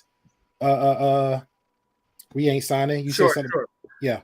Can't we agree that when we're talking about the shit we want to give her, that's in the confine of marriage? That wasn't with the expectation of like a divorce or what happens after divorce, right? There wasn't, you didn't sit up there and say, yeah, in divorce, I promise alimony. The pastor, the preacher never said that. Right, all the things we talk about, that was in the confines of the agreement, and that's what I'm saying. Can you acknowledge that? Can you acknowledge that, E-Man? Can you acknowledge it's different when you get a divorce? It's different. Will you still do the 50-50? Shout out to the Jersey. I disagree with that, because everything that, like, it's so if we ain't signing this different because he had wealth. No, we're not talking about him. We're just because you technically didn't answer the question. We're talking in general, E-Man. Yeah, but in general, but you technically avoided the question. That's why I'm locking on to that answer. Well, that's what I'm saying. It's two different scenarios for you. If you did not have anything and y'all built all this together, it's not yours. It's y'all's. Okay. Use an old Southern But can you agree? And because this is the thing, man, it makes me not trust you. Like, I'll just keep it 100. It makes me not trust you, because at the end of the day, you know that the pastor didn't say, oh, by the way, alimony this, alimony that. Can we just keep it 100? I already told you I don't agree with alimony. Like, I made these statements. Or 50%. The pastor didn't also say, do you promise to give her 50% if she divorced you or you divorce her, whatever? The pastor didn't say that. Well, see, if you understand where I stand at, I don't believe in divorce. Like I done said on many panels that everybody here across the board is not agreeing to divorce, but we're saying in general, if you got divorced, what I'm saying is that me and my wife is together. When me and my wife got together, we was in an apartment. We didn't have nothing. Yes, sir. We was broke. Then we got married. We bought a house. We started acquiring assets. It's crazy that we want to say that we're one, but then once it separates, we say this is mine and this is hers. No, because you're no longer one. Yeah, you're no longer one at that time. God damn. I get it. Now you upset. But if two becomes one and you split in half, then it's two halves. Like I'm confused on y'all not understanding that math. Amen. Can I add this point? And this is with all due respect, but your woman, was she not raised in the States? Was she raised differently, culturally differently? She was. I think she was a mixture of both. She got the United States and she got the Laos lifestyle. Well, what you think is different? Was she honestly, genuinely raised differently culturally?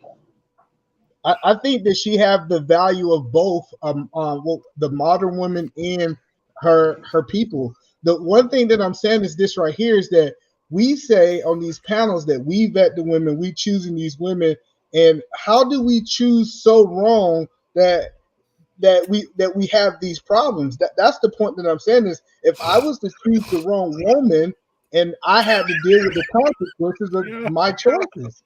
But if I had nothing, it's crazy that it's so hard for this. I had nothing. We became one. We created assets.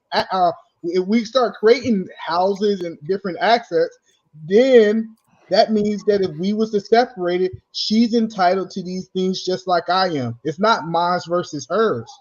I just can't see that in my mind because I see us as one person and not two. I get it. But here's the thing, email. Like, okay, consider this, and then I want to hear Mr. Bennett's absolutely take on this too. Okay, you have any idea what I've gone through to get what little I do have?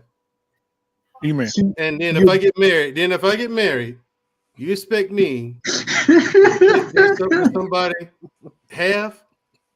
But see, you're not listening to what I'm saying. See, if you listen to what I said, is you already have that. What you have before you go into a marriage, you should do a prenup, and you should you should say, "This is mine. You're not entitled to it." I agree with that. But if we talking about Mandrell that was 18, 19 years old, and you had nothing, and you built a certain level of wealth with that woman, she's entitled to half of it. That's the difference. I'm not saying that a man should just give up his assets that he had before the marriage. That's not what I'm saying. We said when you go from nothing to greatness together, she contribute to it and she get half of it because y'all guys are one, not two. So how do you feel about this comment right here? I feel like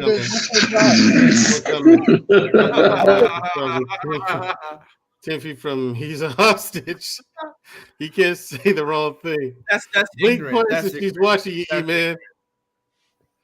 Yeah, so it feels like somebody's watching But E-Man, you're also not being very genuine with your answer because it's going over your head where women can also say the fact of throwing the whole prenup out and say, hey, this was I was under distress, and they throw it and rule it out. Because I have experience working in California, Riverside law, in family court.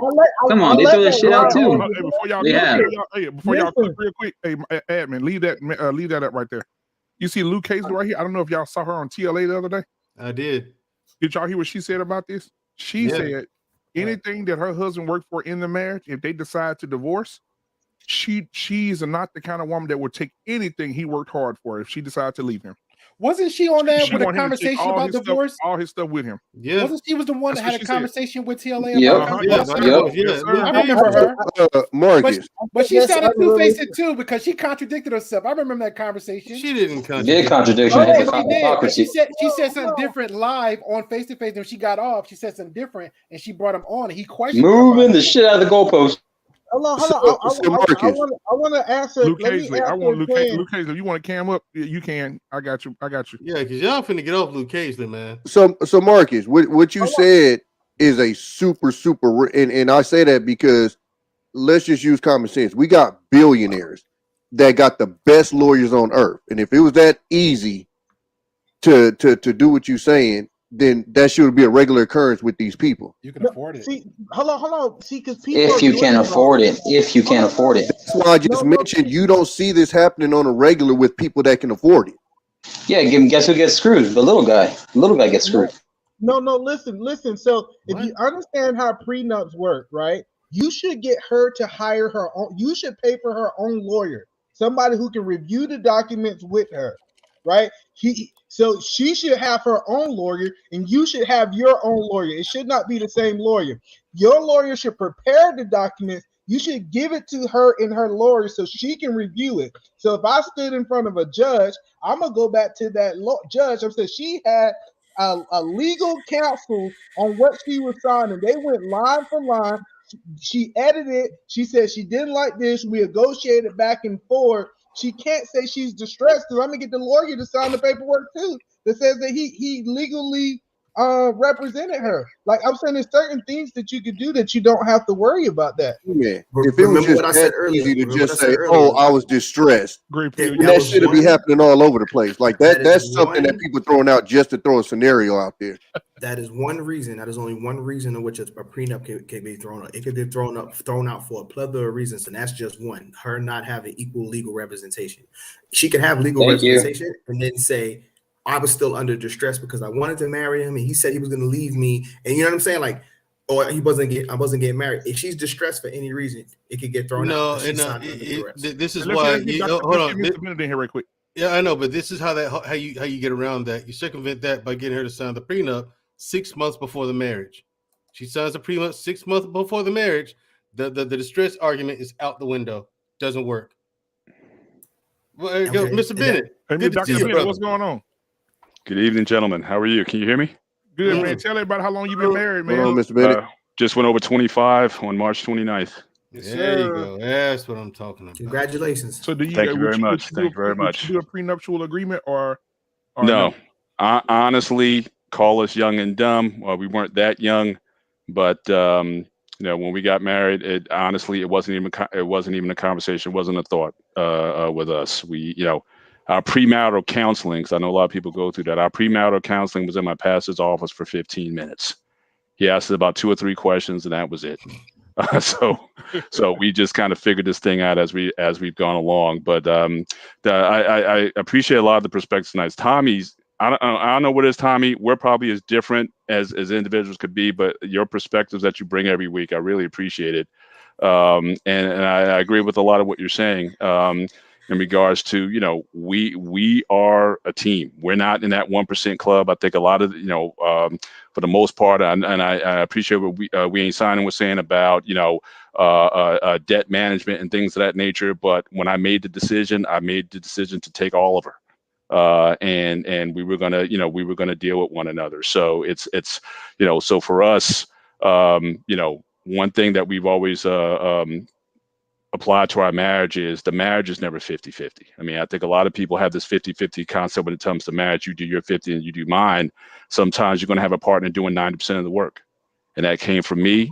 And that also came for her at times when I couldn't be there to do certain things. She picked up the slack and vice versa. So, we can play this idea as imagine, you build a car and all the, from the bolts up, you built the car, but that car's not going to run unless you have a key to it. So sometimes she has the key, sometimes I did. And so, for us, obviously we're not thinking about, we're thinking about the second half. God willing, we'll have another 25 to continue to grow together and grow old together. But these conversations, for the celebrities and whatnot, that's not something that I envy. And it's not something that we spend a lot of time talking about. But we're 2 imperfect individuals who, understood that we're better off together than apart. And that's something that we just say to each other every year. And that's how we kind of keep this thing going. And but Tommy, just to address a question, I think I put it in the comments. One thing you said before, it's like, the way we talk about marriage is something that, doesn't appeal. Well, to me, it's almost like, when you're young, you do a lot of risky things that for a older person may not want to deal with. Like you might want to go skydiving or race bikes and things of that nature. I know you got I saw your rides, nice looking rides that you got. But when you turn, at our ages, we're looking at relaxing on the beach and whatnot, or taking long walks and whatnot. That might not appeal to a younger person who wants the adventure. You want to do we're talking about going to Jamaica. We're like, do we want to, I've never ran a jet ski. And so I'm like, well, do I want to get on the jet ski when I get down there? If I was 20, 25, I'd be like, bring on the jet ski. Now I'm like, look, I got responsibilities. I don't know if I want to get on that jet ski. So for us, it's like, marriage for us is like, like almost like a retirement community. All right. Well, so you may not be ready for that retirement community yet. So if the advertisement may not be as appeling to a young person, it may be something that may be appealing later on. What's that? Let me explain to you what I meant by that. And for a lot of the married guys, you might not see this because if I'm married, I'm probably not going to be around people that got a toxic marriage. So you're probably going to be in a cocoon where you don't see this type of stuff. But I'm saying as single guys walking around, the life that these guys live, I don't want it. Yeah. I done seen dudes get popped in the back of their head when they walking through the mall, getting barked at, like, and what you said, E-Man,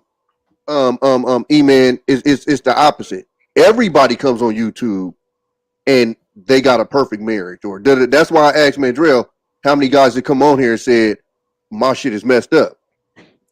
But I'm just saying it's very, very little. So what I'm saying is what we see through our own eyes, and I'm speaking as a single guy. Yeah.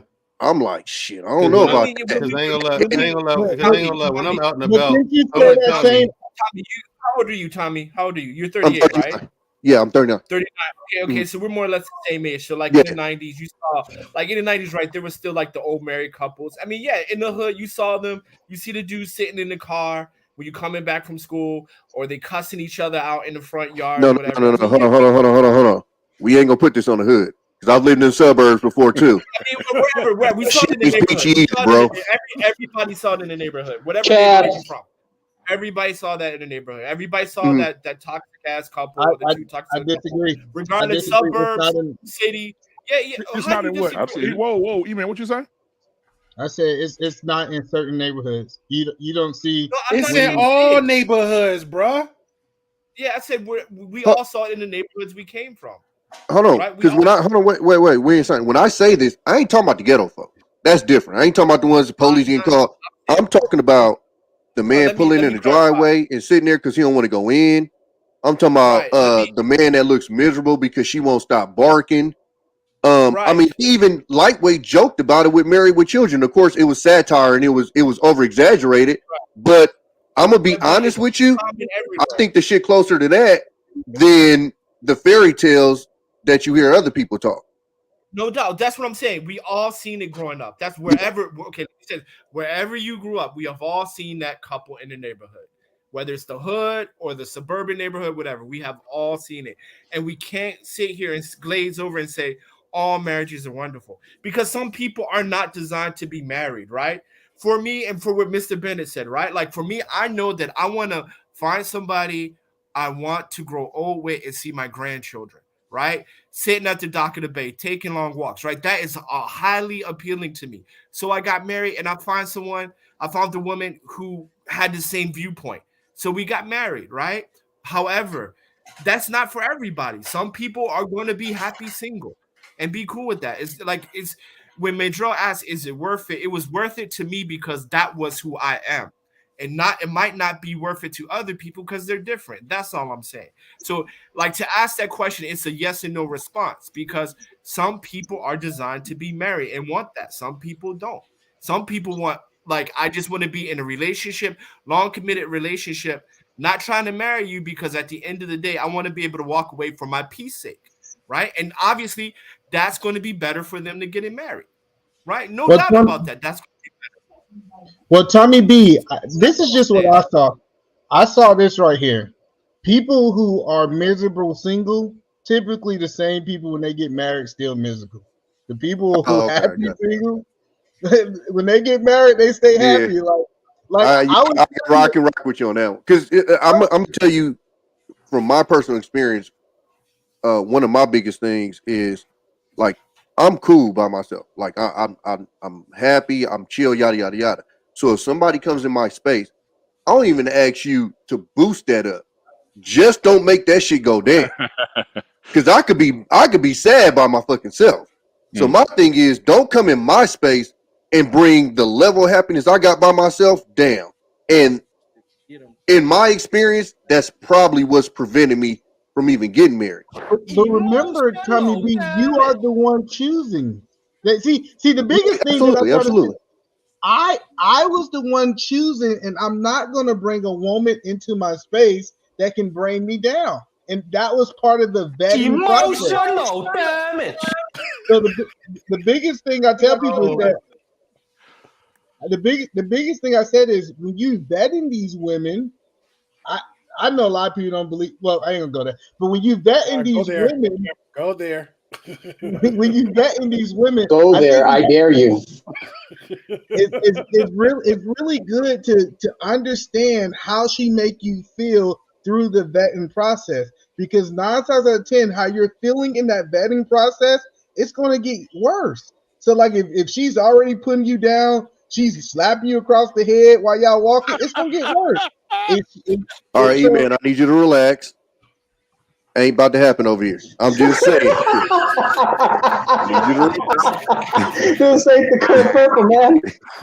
No, but that's what I'm saying. But if a woman is naturally I get like we paint this picture that these people just like cold switch. They get a ring and tomorrow somebody's different. That wasn't my situation. My wife was the same person she was the year and a half we was dating. I saw everything that I liked and everything I didn't like before we got together. I chose that we was gonna work through those things. You know the person you're getting with. You know if she's violent, that violence gonna get worse, in my opinion. Well, I agree with that because I remember asking you a goddamn I agree with you. One of my good friends, literally, the shit that he had problems with before he got married is the exact same shit he got a problem with now. So I 100% agree with you on that one. Okay. And then another thing with me too is, and I've said this before too, is if I do get married, I ain't trying to do the whole divorce thing. So that's another thing that kind of makes me hesitate because the culture now is, that not. It's always. I think it always should be an option, but I think it's not even a red button or a red phone anymore. It's just a cell phone. You know what I'm saying? Like it's just, I feel this way. I want a divorce. I ain't trying to go through all that shit. Tommy, I could see you as a later guy. Like I could see you getting married like at 60 years old for real. Like after your kids are grown, after everything, you're not, like I said, you're not trying to have at that point, hopefully the two of you will get all of the issues out, all the drama out. Again, you just want someone just to chill with in your old age. So I could very easily see you walking out at 60 and just, living that retired life, whatever. So, So again, for some people, it's a matter of timing. Some people, earlier, some people it's later. I've seen people in their 50s and 60s get married like for the first time. Mm-hmm. And it's a beautiful thing because again, they've gotten a lot of the nonsense that they dealt with in their youth out of their system. So I'm not, not trying to get you to think any sort of way of that, but I could see you doing that. 60, 65 years old, you marrying this girl, she might be 58, and y'all just chill. And when I say that, I can see Tommy with a great afro, bow-legged, with knee absolutely. When I say that, because I've seen everything. I've seen happy marriages. I've seen bad ones. I've seen people happy single, and I've seen people miserable single. So I've seen all of those situations. So I don't want to make it seem like every single marriage I've seen has just been messed up or whatever. But I think overwhelmingly, and I think the statistics probably prove that. And I think, speaking of you guys seem to be a lot more I guess organized or structured when you do, because I'm gonna be 100 with you. I don't think most people that get married is even thinking it out as much as you guys say that you guys do when I speak to you guys on these panels. I know people that, you know, I put a baby in her, it's the right thing to do situations. I've been with her for this long. Shotgun wedding. Yeah, all of those type of deals. You know what I'm saying? And I think that's what a lot. I think that's a lot of what's going on right now. Is I think that's a lot of what's going on right now. Is people aren't thinking it out like you got. Like even with E-Man, when you said you had that discussion with your wife, like that's something that like that's solid. That's something that I probably would end up having a discussion with somebody in the future if I got serious with them, because that's a real discussion. You know what I'm saying? I don't know if any of you guys know about what. Let me say this real quick, and let me go ahead. Okay, go ahead. Well, but I said just and again, I got married at 42, right? So, you know what I mean? I didn't get married in my 20s or even my 30s. I got married like October last year when I was 42 years old. So it's definitely going to be more structured for me, or guys who get married in their 40s, right? Well, wait a minute. You a newlywed? Yeah, I got married in October, so I haven't even been married yet. Yeah, see, when it's I think if you older, I think you more than likely probably gonna think it out like that. But to be honest with you, in this country, I think we're so dumbed down. I think even the older guys aren't even thinking it out. That you know, that not the way that you guys like. When I've heard some of the stuff that you guys have said y'all thought about before y'all got married, I'm trying to think. I don't even really know too many dudes that ain't got married that I done heard them say they planned all that shit out. Like just to be 100 with you. Yeah, but Tommy, to be perfectly honest, like I'm with you on that one with We Ain't, because he's the first when he said what he said the last panel, like he put thought of, and that's traditionally some people don't even do that no more, right? Now on my end, and again, I'm still shout out to Black Men Unfiltered because we have so much perspective. That's like how the Gray Pill podcast is. We need these conversations. So when you're on your little corner of your world, you won't be like blindsided. Everything's not black and white. Mr. Bennett right here. So people like Mr. Bennett, even E-Man, those guys, you want to like, hey, if I'm looking for marriage, We Ain't, Bennett, E-Man, those are guys you want to put you around the circle.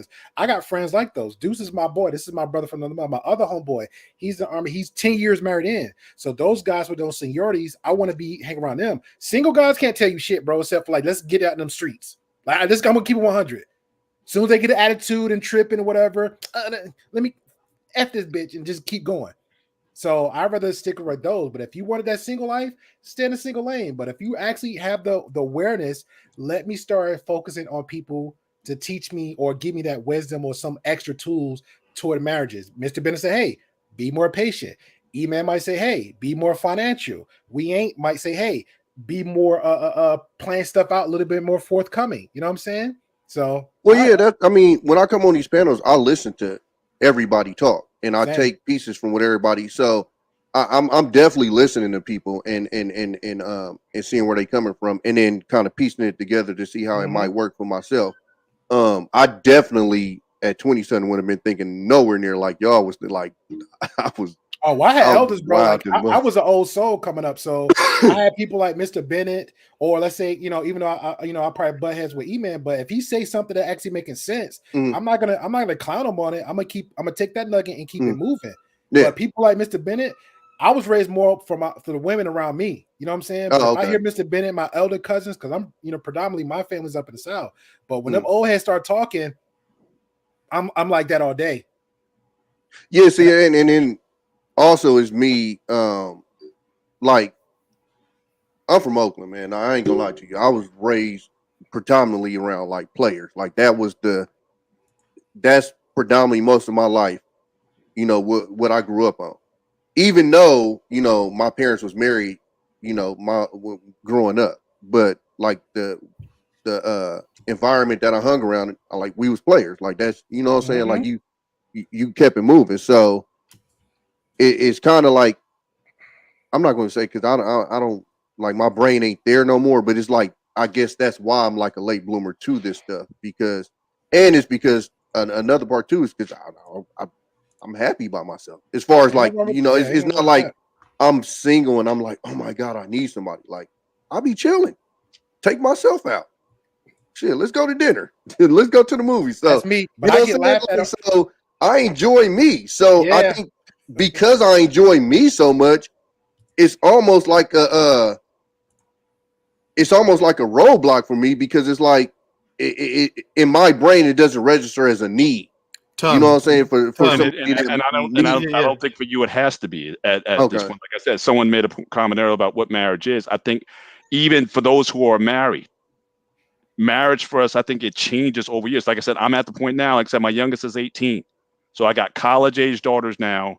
My wife and I we're talking about, okay, what's this new chapter in our lives is going to be, and we're in that process now. We're kind of just fleshing that out.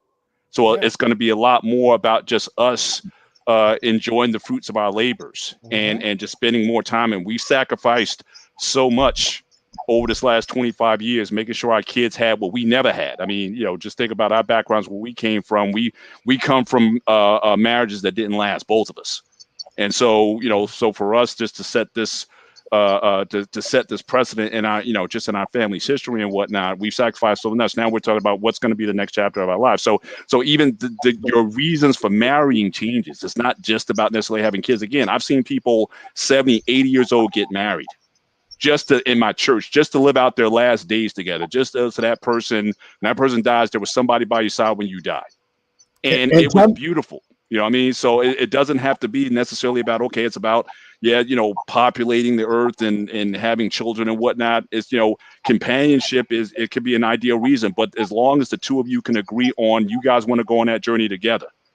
That's really what's up. So again, it doesn't have to be you at this time, but you may come to when you're 50, 60 years old and you'd be like, I would like that with somebody, just to kind of get up and just, have some breakfast with, and just, just converse over the newspaper, or just whatever.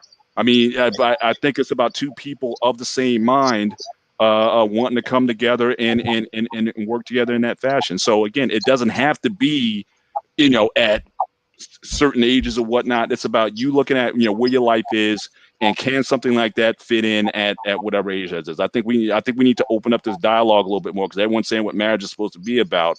But even for us who are married, I can tell you right now, mine is evolving. It has been evolving this whole time. And we're going to have different goals now. When I do retire, we're going to have different goals after that. So again, this is just a moving train. And as long as we're willing to stay in the train together, then we can go in a lot of different directions. And where we go, the important thing is that we're going on it together. And the thing I agree with that. Marriage is going to be different for different people. And well, I mean, I'm too young to say. I mean, I'm too young in my marriage, because we only been married since October, right? And so I can't say, because like right now we're going through it. She's in a hotel. I'm at home. We've been away for a little, like a month and a half, because we're under military lockdown. So we call each other. She's crying and stuff like that. I'm like, what can I do, right? There's two dudes in front of the thing with machine guns, right? We're on military lockdown. So we, even as a newlywed, we're going through things that's out of our control. But I mean, at the end of the day, you just got to figure out, what kind of marriage. If you want marriage, and then what marriage looks like for you, and kind of go with that. So I do agree, Mr. Bennett, on that. Because Tommy B, the one thing I'm gonna tell you is you can get some women who give you your space. The one thing I love about my wife, she give me my space. Like, my wife is not clingy. She let me have my space, be on live for 3 hours. So I don't want you. That's not her right there. My wife's in bed right now. She's Dr. Bennett said his wife gives him his space. I've been in relationships with people that give me. I'm not scared that somebody gonna be hanging on my leg and stuff all day. Whoa! And the thing is, here's the thing. Like, I feel where Tommy's coming from, because Tommy, that's cap. Your daughter hang on your leg all the time. All the time. Yeah. Here's the thing. I understand where Tommy's coming from, because, I'm not desperate. I've been alone for a long time. Yeah, you said sad when you said that. And then we're trying to get you married quickly. Hold on. Let me finish. I've been alone for a long time. So with Tommy, like when Tommy said he enjoys himself, I'm like, I feel him on that. I went out and got steak today before this live stream. You know what I'm saying? I'm like, I ain't ate all day. I think I'll do something think I have something good, so I went and got a big ass 18-ounce steak. Emotional, damn it. Yeah, I want to get a big ass 18-ounce steak. Yeah, they be thinking we be weird. Oh, you went by yourself? Yeah, God I'm like, damn yeah. right. Like I go to the movie. Look, bro, I go to the movies by myself. Tommy, I go to the beach and shit by myself. E-man, I'm not saying that's what I want. What I'm saying is I'm fine with that because I know some people that they need somebody, like they need an acquaintance. I'm just saying that's not me. And so because of that, I think that kind of roadblocks me because when I'm in relationships, I still have the mindset of shit, I'll be out if it don't work. You feel me? Like I'm not in the mindset of I need her. Oh, like I'm in the mindset of and I'm not saying like I'm going through it looking at her like if you leave, like I'm just saying mentally, I know mentally I'm domesticated. I can cook, clean, you know, all the shit. You feel me? So that's not a need. Like a perfect example. I got a homeboy. Swear to God, if he get a divorce, I don't know. The boy half-assed can wash clothes, can't, you know what I'm saying? Like, I don't know what would happen. You know, that's not me. Mom's put me on game, you know, when I was little to do all that stuff. Ironing, cooking, cleaning, all. So for me, it's almost, you know what? It's like I'm the opposite of like the females. You know how, you know, they get their jobs, they get their money, they don't need a dude type of deal. I'm like the opposite. Like, well, the shit that y'all bring, I can do that shit myself. So I don't necessarily, you know, need you for that. You see what I'm saying? Yeah, and the thing, and like when you say you cool with being by yourself, I'm like that too. But there's things I want. You know what I'm saying? Like I know I want a companion. I don't want to live out life by myself. You know what I'm saying? Like that's fucking boring. You know what I'm saying? You know, but so I'm like, yeah. Look at it is it'll be cool. Like if I had somebody that was solid that I came home to and we rock, it'll be cool. Yeah. And if it didn't happen, it'll be cool too. And that's where I am with it. Now I do want to have a kid, so I'm like, yeah, all right, maybe I need to put this higher up on the priority list. Ooh, Lord, you know what I'm saying? I need to put this. I need to go ahead and make this a priority. Oh yeah, I think it's a girl too. Hey, what's a girl? Mandrell, you need to hurry up. I'm telling you right now, them patients they drop when you get older. Yep. You told you so you wait. All you got. I can hear Mandrell now. Said that. I told you, go in there and make your bed. I'm about to get this boy to people's elbow right now. You know, wait. You telling me? He took me off earlier, dog. He went under the table and just clicked the switch and turned all my shit off. Like so, wait. Black Men Unfiltered and Gray Pill. And that was to your cap. You're not by yourself alone. You with the kid. You two said that if I had a kid, you think it'd be a girl. I hope it's a girl because it usually happens like that for guys. Either guys, the excuse my language, the F boys, they're the ones get the girls, or guys like the lady just came in, the stuff that me and Mark was telling you up to this point. It seemed like it got to be a girl, man. It got to be a girl for the Lord to teach you something. Maybe our words is not telling you. And you got to worry twice as much. I got three daughters. So. If you was in these streets, I didn't think I was into that either, bro. I don't know. Mr. Bennett. Yes, sir. I got Mandrell, what's that? Say this were you in the streets when you were coming up? Was that no? I'm not a street dude. I wasn't a hood. I was like you. I was the nerd. I was the nerdy kid.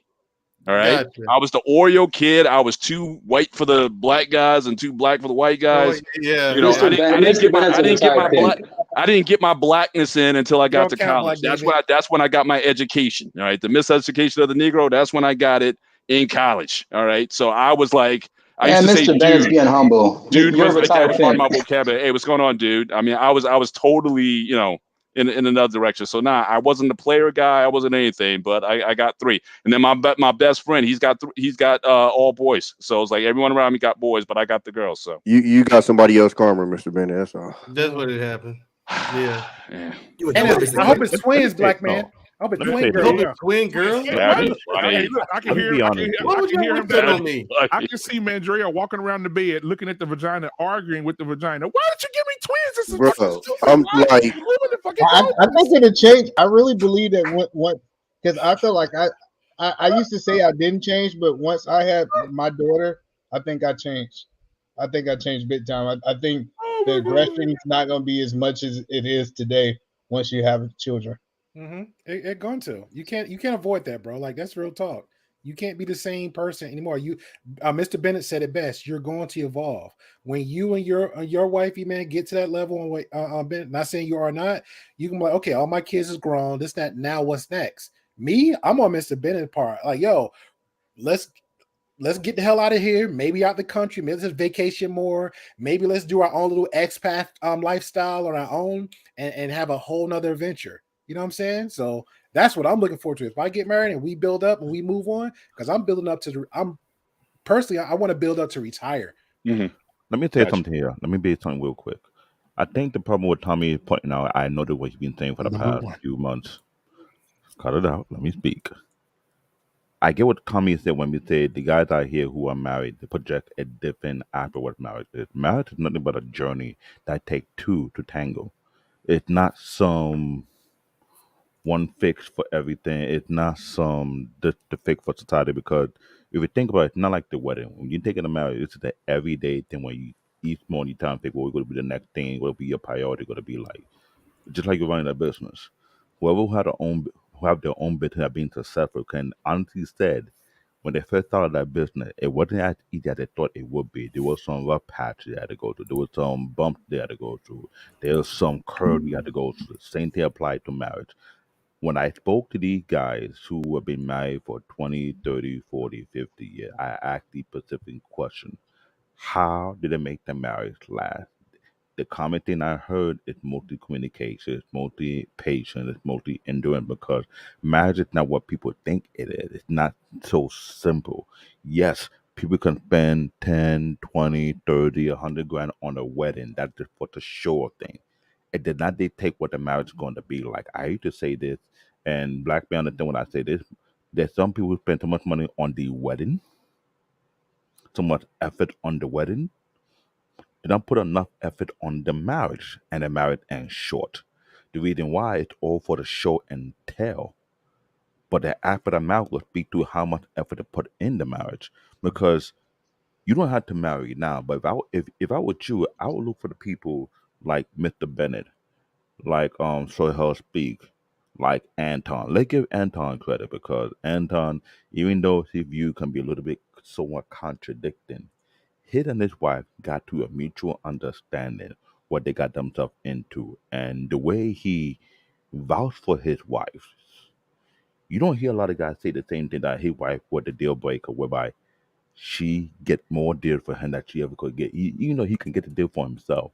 She laid the platform, make it easy for him to get the deals. The thing about marriage, it's like a cooperation. It's more like a business, more like a corporation. How you build it is how you go to end. So when we see these celebrities who are getting married and after 10, 20 years they getting divorced, the question that I ask is, where did the communication cut off? Where was the mutual understanding got cut off? Where was the mindset of each individual? Yes, when you marry, two become one. Now, were they looking at the same goals, or one was being in? How would I say? I'm going to say be in general, just pretend to be that they're going for the same path, but they have their own personal agenda. That's the thing you got to look at. At the marriage, at the man, I don't put my ego for. I put the vision what I want in my marriage, because for one, I want to make sure that I got something set whereby my kid don't have to go through what I go through when I was my young age. So they have the support system that they would bounce over kid at any hookup whatsoever or many mishap. A lot of people don't think about marriage at the lineage, at a foundation, building something whereby you build something strong you can pass on the next generation. This is why when I tell people and I ask people the question, what do you understand about marriage? I find out all across the board, people don't comprehend what marriage really is. They think it's a piece of paper, they think it's this, that they cannot, because they never took the time out to actually do their homework to fully comprehend what marriage is. When you do that first, then you know how to say, you know what, let me vet the person who I want to be married with on a long time. I'll tell you, listen, my wife is really good. She's the educator. She's a great cook. She's very creative. She's fun loving. She's the type of person that my kid like to be around and have great fun, because she's good at what she does. So I know for a fact she got my back. She'll do the right thing, because you know why? At the end of the day, we have a mutual vision what we want our kid to be. Because I remember one time when I was working, she was not working, I suggest, oh, let's put our kid in daycare. She say no, because she's working in daycare. She understand what she said. No, I want to protect my kid from these things. She's more of a protector, just like I am a protector. There's some cases I want to go to the school and intervene. She said, I know you. You go into school, everybody be afraid of you. Everybody will be afraid to say something. Let me deal with it. Let me water it down. So sometimes she'll be like the negotiator behind the scene to quell things down, so it make your job much easier. When you're looking for a wife, you're looking for a partner. You're not in a party. You're looking for someone who see things that you don't see. You on the front line.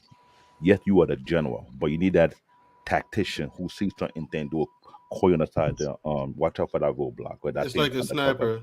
There you go. I'm the shooter. She's a spotter. There you go, Mandrell. You got it. The problem with some people these days, when they get married for the wrong reason. They don't have the concept of marriage really is. That is what I have the biggest beef. Because black men on so health speak will tell you this. I get mad when people say marriage is a paper. It's not a paper. It's something sacred. Okay. But you have to understand it. All right, so I want to say this too. I think we really need to start teaching people how to live with their spouse before the kids. Absolutely. I think that's where a lot of people miss the boat when we talk about marriage. I had a chance to go to Australia, go to Mexico, like go to Vegas. Like me and my wife, we traveled before the kids came, and now in this area that our kids are coming, we built a relationship, a strong bond before somebody else was added to it. I think people get married and the kids come so fast that they're not allowed to really get that bond tight with that person, in my opinion. I agree with that because I'm a firm advocate because I tell people I feel like you come in levels to this. You still have to vet properly, even at those stages, girlfriend, boyfriend, fiance, moving in together, engaged, marriage, all that. Even kids, that's a whole new element. So you got to vet properly when you're doing that. Well, I want to hop in on that. I think it just depends on where you're at. Like for us, we want to have kids right away. Mhm. Like, so as soon as she is allowed to come back home, we're going to be having kids like right Hey, away. man, get it in. Huh? Clap them booty cheeks. Yes, sir. So, but the point, it just depends on where you are in your relationship, right? I'm not, you know what I mean? We had our fun, we traveled, whatever, and now it's just time to. Yeah, but that goes back to what E-Man said. You said it yourself, and I'm gonna say it for the viewers if they see this later. You planned ahead for all this. Yeah, true. So you're literally the most unique fucking person I ever met in my life, bro. Because everything that I, listening to, like the nuggets me and Tommy said, all the nuggets we getting growing up from a wise man, from a financial standpoint, from mistakes hearing other people. You say, hey, this is me, this is how it is, this is my stance. Okay, let me vet the girl properly. If she's on the same wavelength of me, okay, bam, this is what we want. We on that same goal. So you're good. Right. I commend you. Right. I just want to say this. I think the reason why I wanted to say this twice before, and I keep forgetting to say it. Mm-hmm. I think the reason that people don't see a lot of people see all of the bad marriages and the marriages that have struggles and difficulties is because people that you see in good marriages, like if you're single and that's what you're seeing, married men don't usually hang out with single men. Once you're married, you usually hang out, you gravitate toward other married men. You know what I'm saying? It's the married men that are going to see functioning married relationships. I do it before. I do it before. Yeah, but dudes, I'm not talking about hanging out with. I'm talking about out in public, watching married couples interact. Right. That's what I'm talking about. You don't but you're not going to see the married couple because it's the attention grabber, right? The one getting yelled at, the one getting nagged at. That's why I said, that's what I said. I do see like good. I don't want to make it seem like I don't see good couples. Right. I do see good couples. What I'm saying is, for me, I think I see a lot more bad than I do good. And the reason why I think now, and especially, no, come on, man. And I think the reason why is because people aren't doing what people on this panel are talking about. Like, this isn't a normal conversation that I hear around anywhere. People sitting down with a chick and going, look, this is my goals. This is what Sir Hill said. Yeah. I don't know nobody at 19 going, hey, this is my goals. I'm going to do it. Like, no, like I don't. And that's an excellent thing to do. I just don't know nobody that does that, and I think that's why we're getting the results that we get. My thing is, I never heard anybody do that either. yeah, I have, but I've never heard anybody else do that. I don't think nobody's gonna get on here and be like, oh, she like I always use this example. And some of y'all probably ain't seen the video, but Anton was live one time. It was a cat on there, and he was on his live. And then his wife was like, why don't you get your ass up and go cut the grass or something like that, right? But this is what's funny to me. That wasn't alarming to me. What the fuck happens in the marriage?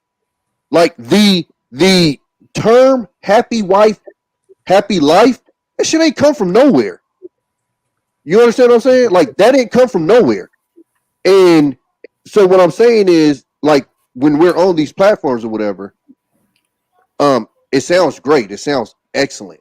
Mm-hmm. But when you go out in real life, then you start seeing, what's going on in real life, and you like, you saw what I put. Damn, G.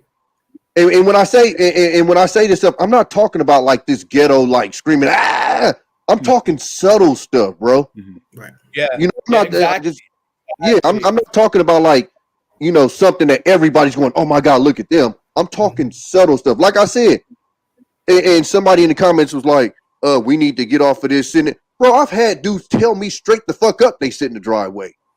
Like period. So this ain't shit I'm making up. Again, I was in the military with dudes that would sit in the fucking office after work, bro. We working 12 hours. 2 hours. Make sure she sleep by the time you get 2 home. hours at the work. Now, you know what I'm saying? Tommy, just to minimize your time dealing with her. Right, Tommy. I've had dudes tell me they sit in the driveway and cried, bawling out, crying in their driveway before they go in the house. And I'm gonna tell you one thing too. We ain't signed this. It's funny that you said this. I've also said this before too. I'm 39. I don't have a gray hair on my head.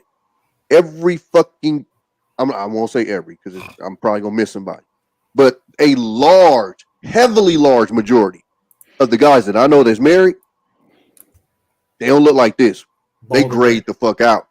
Bald or gray. Yeah, I look younger. Like my friends, he got married early. They're balding a bit, stuff like that. Yeah, so I'm like, and friends, but I got married the latest. My balding didn't come from marriage; it came from us. And that's what I was gonna say, Mr. Bennett. And I'm not gonna. I'm just saying. I think about when I started going bald.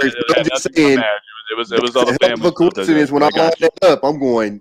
I got you. Damn, G, you 38, 39, 40, and you I just hollered at one of my homeboys on Facebook. He kind of made a joke about it. I'm like, I said this, and this is what I said earlier to Sir when I said plans change, right? Everybody's like, oh, well, if you have a plan in the beginning, you should just stick to the plan. Listen, you have a vision, right? But there are outside factors that come, other situations, and I named some of the big milestones. But this is the thing that I always believe. Same thing I said about like how men reevaluate ourselves every milestone age.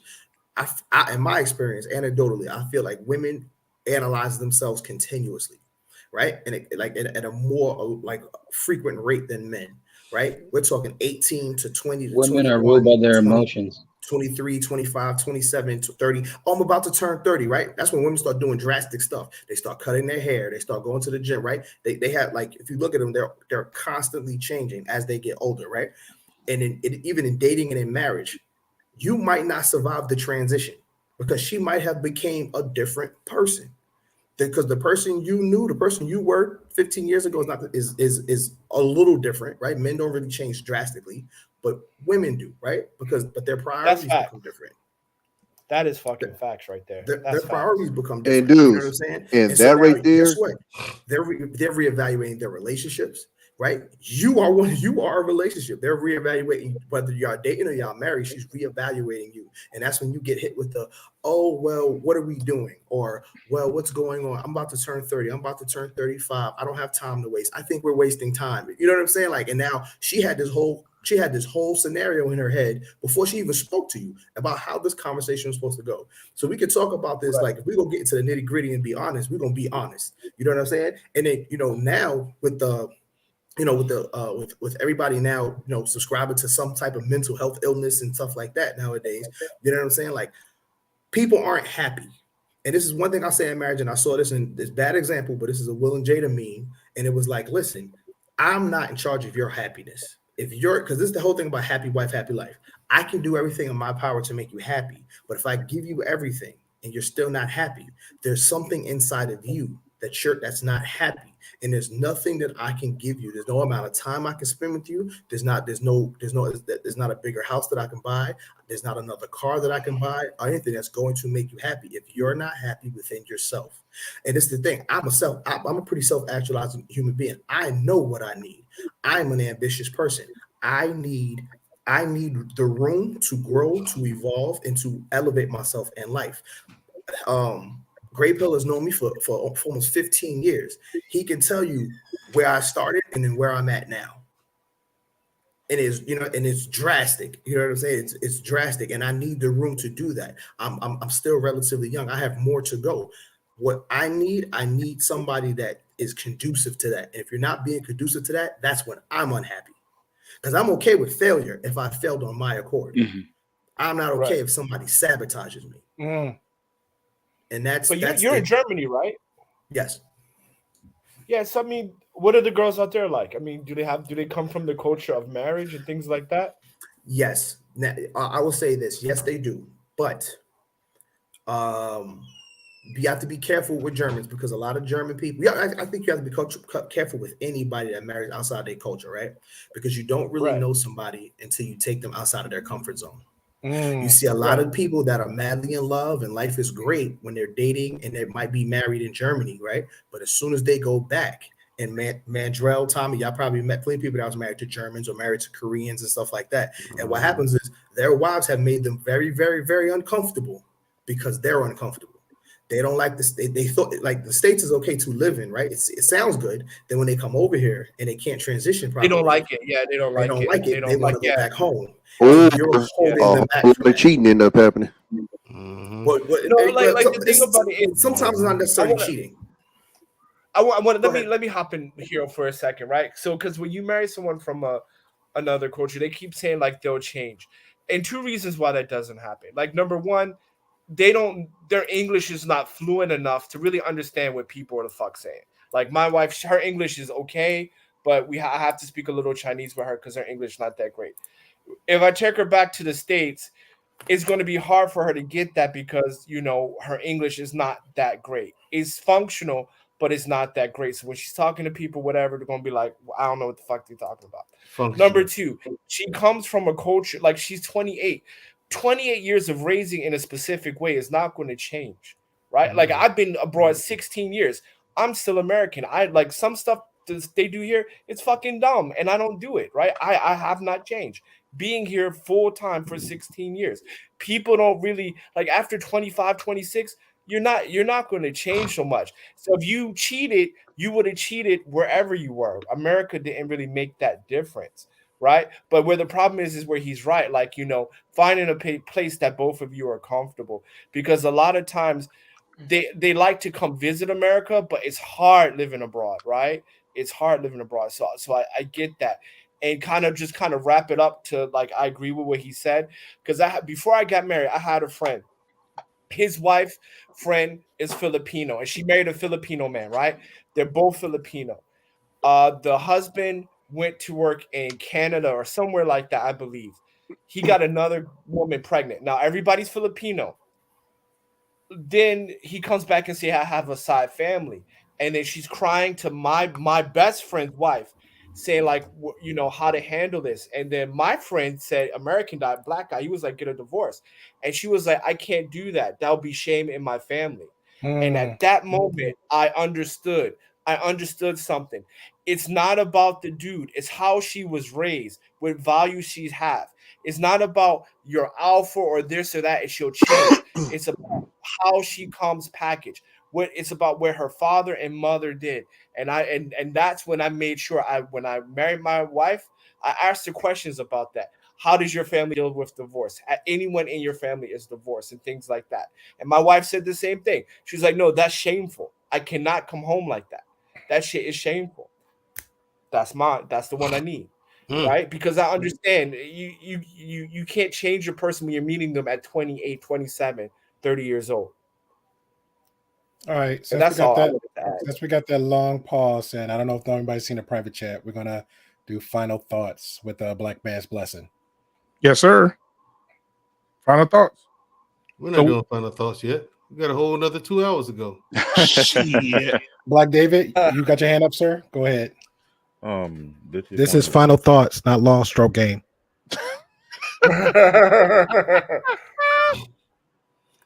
When you guys gonna give me a break for once? Okay. Number let me one. speak. Final thought. This is a great conversation that's been needed for the longest because just like Tommy, there's many other guys just like Tommy out there that think different about marriage. And while they count down being jacked up, and I'm seeing how messed up this is. Really.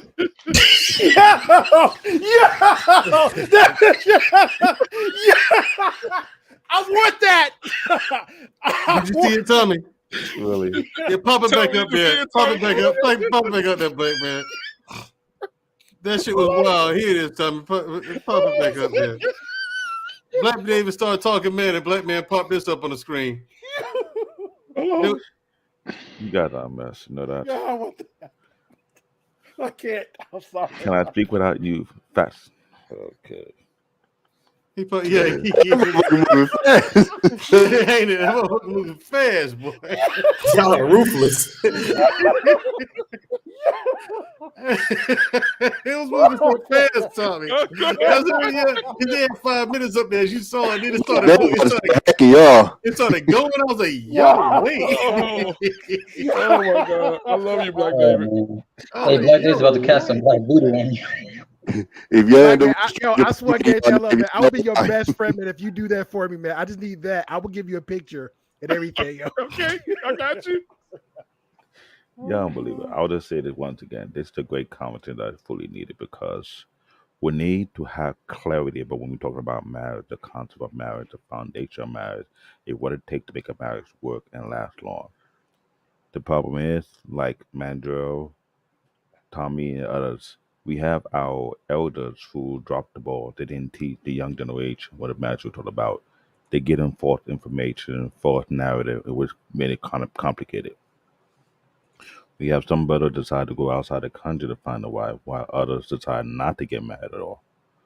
I will say this: marriage is something that is honorable, as long as you have the will and the stamina to deal with it.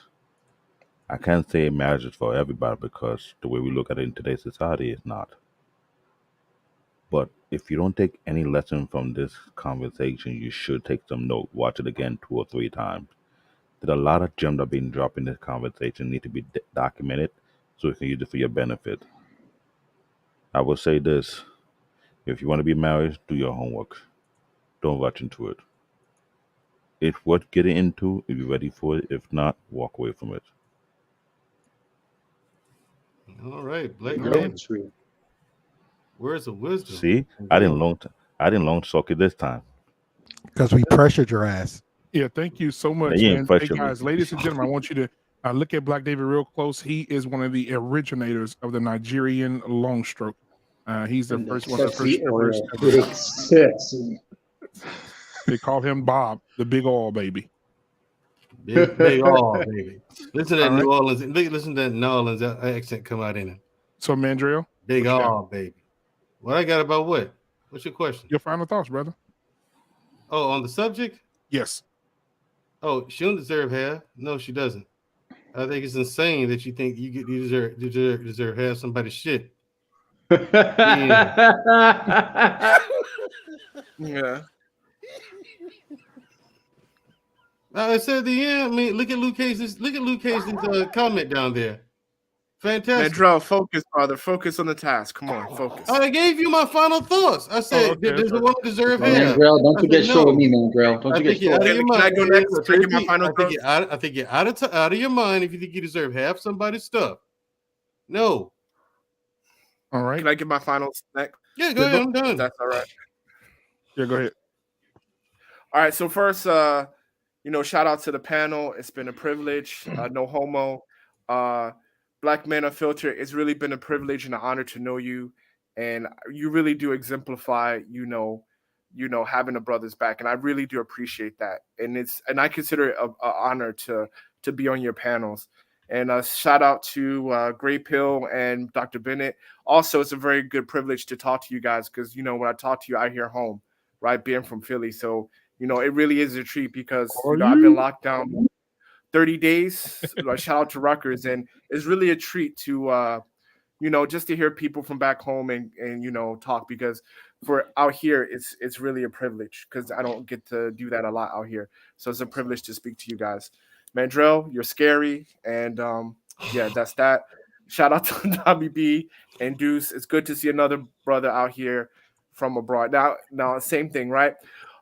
We're talking about, I think when we're talking about divorce, that needs to be a different negotiation, whether she deserves half or what's acceptable. I think that should be a discussion because, again, we made promises according to us being together forever or till someone dies.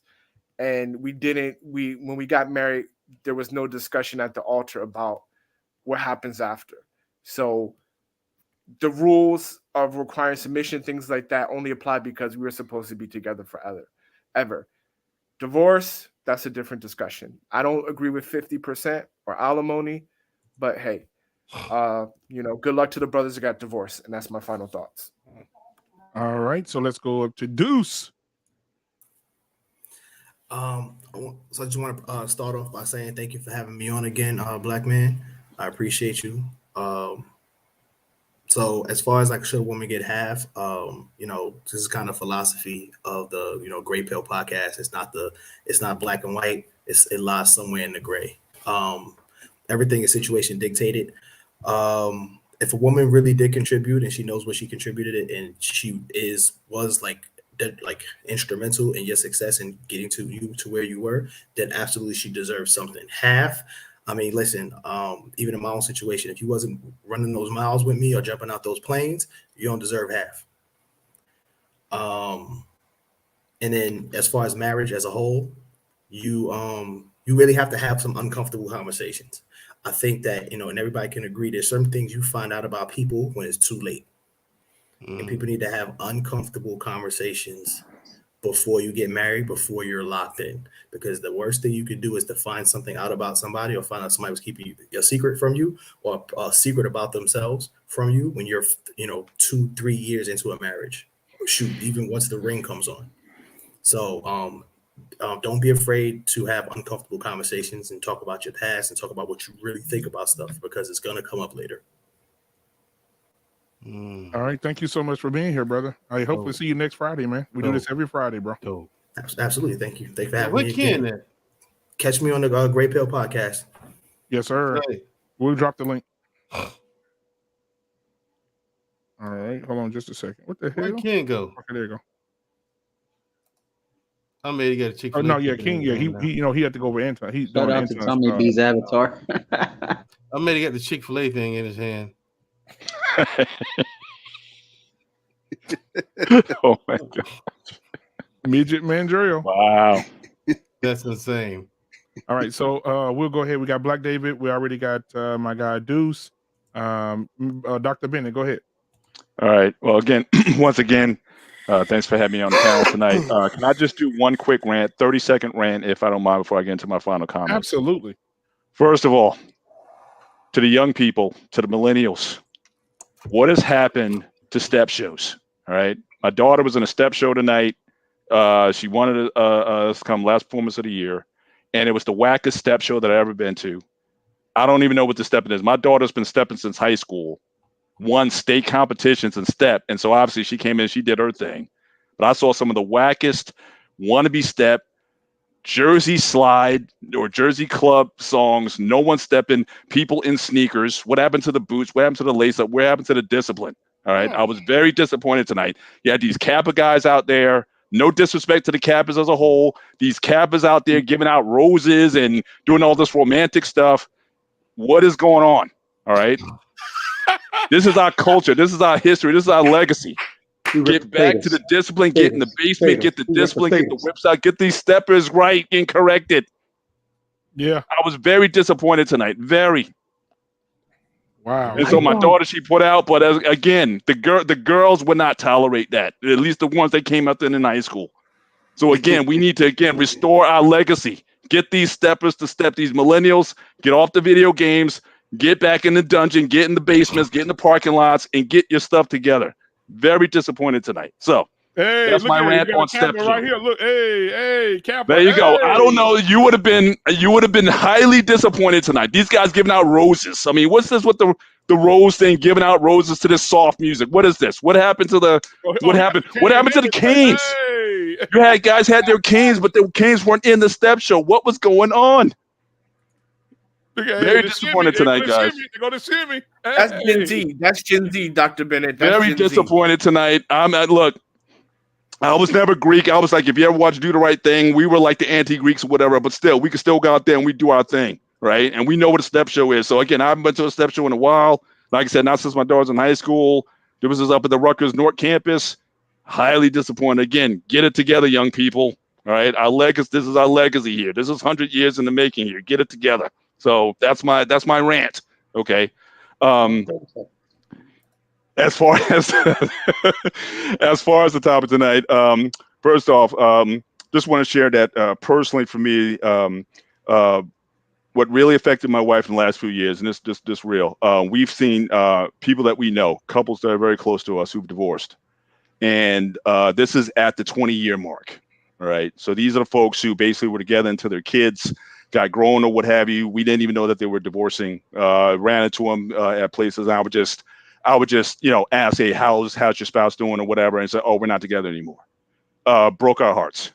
And that happened. It seemed like over a course of 2 to 3 years, this was happening. These are people we went to marriage. We had a marriage ministry at our church. These are people we grew up for years with. Our kids grew up together.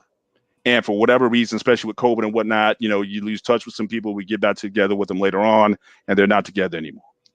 And so for us, for my wife and I, it was definitely a big wake-up call for us in terms of not taking for granted that, yes, we've been married 20 plus years. Yes, we just celebrated 25 years, but you still got to work this thing. And so for us, that seeing those people who we know close, I mean, it's hard when you see the person single and not their spouse there, and it just does something to you. So for us, we just, that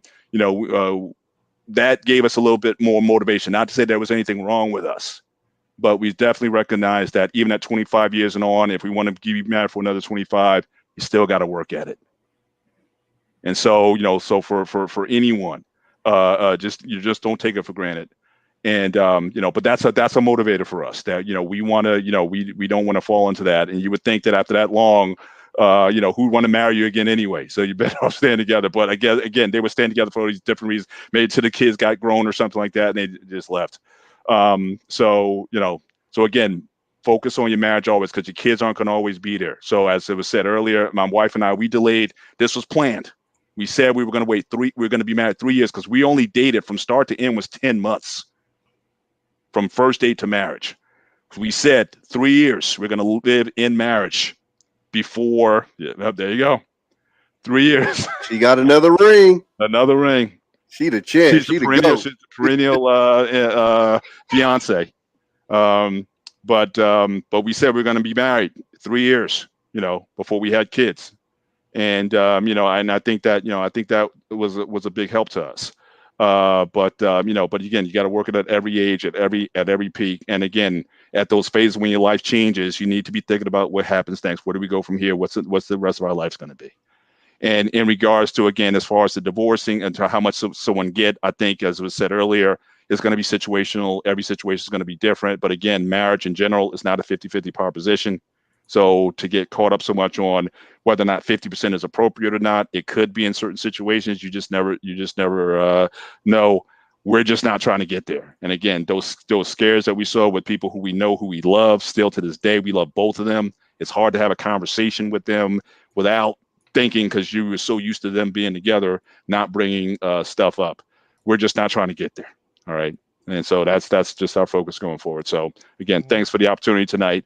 But once again, steppers, young people, millennials, get your game together. Anyone from my daughter's high school class, could it be anybody was on that stage tonight? So that's all I have to say tonight. Thank you. Appreciate you, Dr. Bennett. All right, man. Hey, my guy. Hold on. Let me see. Let me give some intro music. If it ain't live, it ain't me. Oh, Tommy B, what you got, boy? Oh, okay. All right, shit. You know, it was a good discussion. You feel me? That shit go hard. Hey, look, dude, that's one of Mystico's best ones. Yeah, for real, I fuck with Mystico. Man. I just think, as far as with the discussion, like I said, most of what I base it off is what I've heard people say, as far as getting married and becoming one and yada yada yada. So, based upon that is where I came up with my rationale or whatever of them deserving the 50. But like everybody said, I think of course it's situational.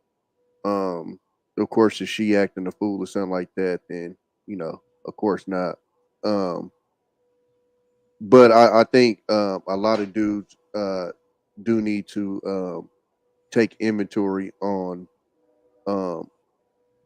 what these women do when they're married, and not necessarily as far as work, but if they're not working and what they're actually doing at the home and how they're holding you down when you're out there hustling, and why you even have the time to do that, or why you have the peace when you come home, to not have to worry about certain things when you come home. And I don't know if I say put a value on it or whatever, but because I don't think a lot of cats are respecting what holding that house down is, when it's actually done the right way. So yeah, that's just how I feel on that. So, yeah. All right, man. I appreciate you, Tommy B. Hey, did we get Lil Marcus to go? Lil Marcus. Hit the link, like, share, and subscribe to Black Man Unfiltered. Hit the link, like, share, and subscribe to the Great Pill Podcast. Hit the link, like, share, and subscribe to Combo and Chat with Tommy B. Canadian Born. Also hit the link, like, share, and subscribe to Canadian Born's page as well. Mandrell, you're good. Pass on you. Go Navy. Also, make sure to tune in and watch Mandrell on Wednesdays on Unapologetic. Mandrell, what time? 8:30 Central. Speak up. I can't hear you, son. 8:30 Central. All right. But other than that, man, great voice of opinions and also viewpoints. And everybody here, respect y'all. And wish you guys the best. Shout out to Sir Hill Speaks as well. Sir Hill Speaks Network. Absolutely, man. Appreciate you, brother. So that's everybody. So last but not least, man, I got to give him some music because he'll guess. So I'll give him 15 seconds of this. Don't stop, pop that pussy, let me see your doo-doo brand. And that was the shit at Freak Dick. Look at this guy. Canadian born. Okay, go ahead. Go for question. Canadian born. Oh my goodness. Hey, Mr. Bennett almost went in. Not like Canadian born. Mr. Bennett, have you ever been to Penn Relay? Back in the day? Yes. I ran track for 1 year at Highland Park High School. So yeah, 1 year went down to the pins. Yes. Yeah, Penn Relays play that, man. The club would go crazy. Oh my gosh. I'm gonna go back to Click, man. Black David was killing. That was a couple years after I graduated, though. That came out like 89. That was like 89, 90 or whatever. I graduated high school 87. So I ran track. I was 86. So yeah, I remember that. Shout out to Oh my God. Woo, y'all was running. Hey, I'm from Black David, that one you expect. Black David, give us 10 more seconds, dude. Go. No. Some things can't be unseen. Look at the news. I'm a bit sexy. Give us some final word. That Nigerian oil, baby. This was so. I believe everything Black Man said now. Everything you've been saying. I thought you were just clowning. Now I believe everything you just said about. Now it all comes out now. Now. That's that New York swag, Black David. That's that New York swag. Oh my God, he got loose. Boy. Hey, as soon as the music came on, Black David looked back at it. He said,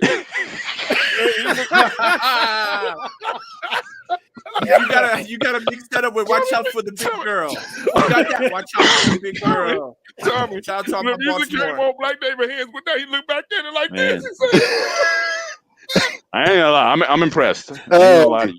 He I'm looked impressed. back like when Cash Money come on, when the girls look back for the 99 2000. Oh, Shit. Oh, that is hilarious, bro. Oh man, he Wow. tried to be a That is stripper. hilarious. You missed the mix where you mixed that in with watch out for the big girl. Oh, Baltimore Music Club. Whoosh. Mhm. Okay, go ahead, Great Peel. Hey man, this is fun. I appreciate everybody for coming out to support Black Man Unfiltered. Appreciate my boy Deuce coming in and represent for always some good perspective. Definitely respect Mr. Bennett because you know we need to hear stuff like that. You know what I'm saying? And to hear somebody like Tommy and to say, hey, I never ever type moments.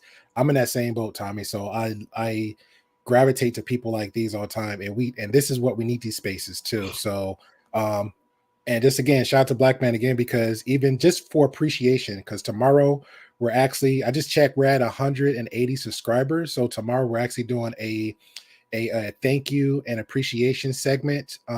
We're invited all the content creators for tomorrow at 6 p.m. Central. You're more than welcome to come. I treat everybody like, you know, my guests. And when you come on, if you don't like it, you don't have to subscribe. If you like the content, please hit that subscribe button. Please hit that bell notification and keep coming back for more. Yeah, I'm definitely gonna come through, bro. And I'm gonna bring my organ with me. All right, and your business. We're gonna get you. How many you get right now, subscribers? 180. Yeah, we can get you 200 tomorrow for sure. All right, that's what's up. Yeah, let's work that out. All right. Oh Lord, man, y'all. Ooh, I'm gonna give y'all one more beat before we leave, okay? And then we're gonna go. We're gonna go. All right. That's what I want. Black David, look at him, look at him. Black David. Hey, Black David. Hey, Black David. Hey. No, Black David, I'm sorry. I Americanized you. I'm sorry. I'm gonna do the right thing. Play that rich boy, throw some D's on it. I'm gonna give him his original. You ready? Play that rich boy, throw some D's on it. Like a little vicious. Oh!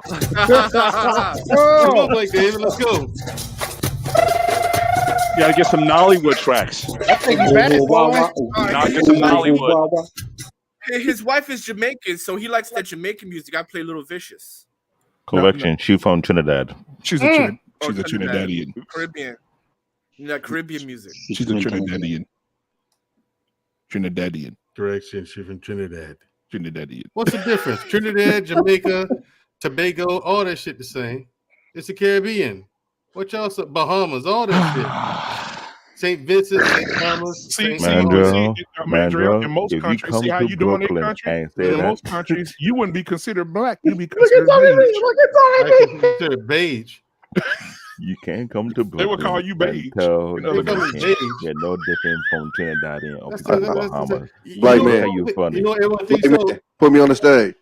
A lot of people think I'm Hispanic for some reason. Where's my boy? Where's it? Wow, there he is, Right right there. stage.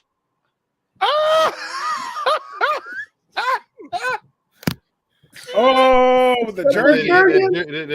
Johnson. That baby William. Ladies and gentlemen, if you want to rub one out, learn from the master himself. He's teaching classes. It's called rubout.com, where he'll teach you how to rub you one out.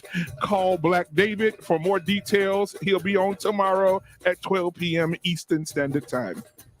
And we out. Ooh, Lord, I can't. I'm tired. I can't. Y'all get them. I can't deal with y'all. All right, guys. Listen. Have a great night, guys. Have a great weekend. God bless you, man. You too. All right. Bye-bye. Take care, guys. Thank you guys for being here tonight. It's been an amazing show. We had some fun in here. I'm glad you guys had some fun. I see all the smiley faces going on over in the chat, so I appreciate you guys in the chat. Without you guys, hey, we wouldn't be in anything, right? So, hey, also, guys, I want to take me out of it because you guys have supported me tonight. Thank you for the views. Thank you for hanging with me. We started out with 70 people. We're at 32 right now, so almost half of that stayed with us until the show ended. Benny, thank you, sweetheart. What I want you guys to do, two things for me right now. Two reasons to support right now. Tomorrow, The Great Pill Podcast. Put that in your spirit. Put that in your soul.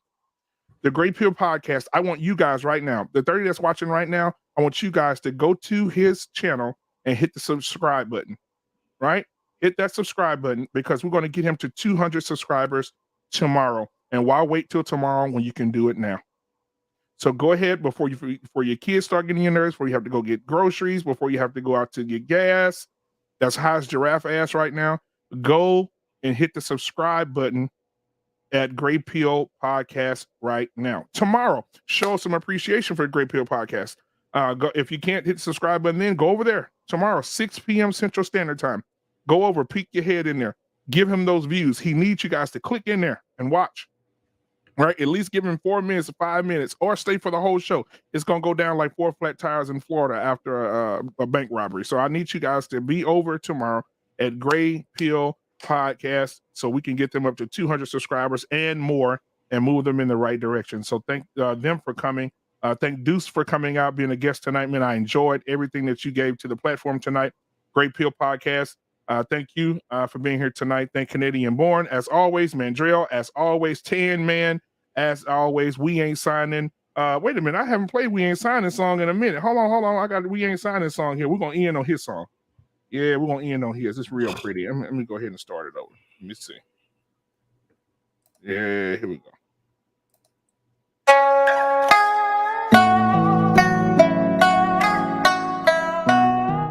So, ladies and gentlemen, we just want to let you guys know that we appreciate you guys and thank you for spending your time with Black Men Unfiltered today. We're gonna end with We Ain't Signing's music as we head out.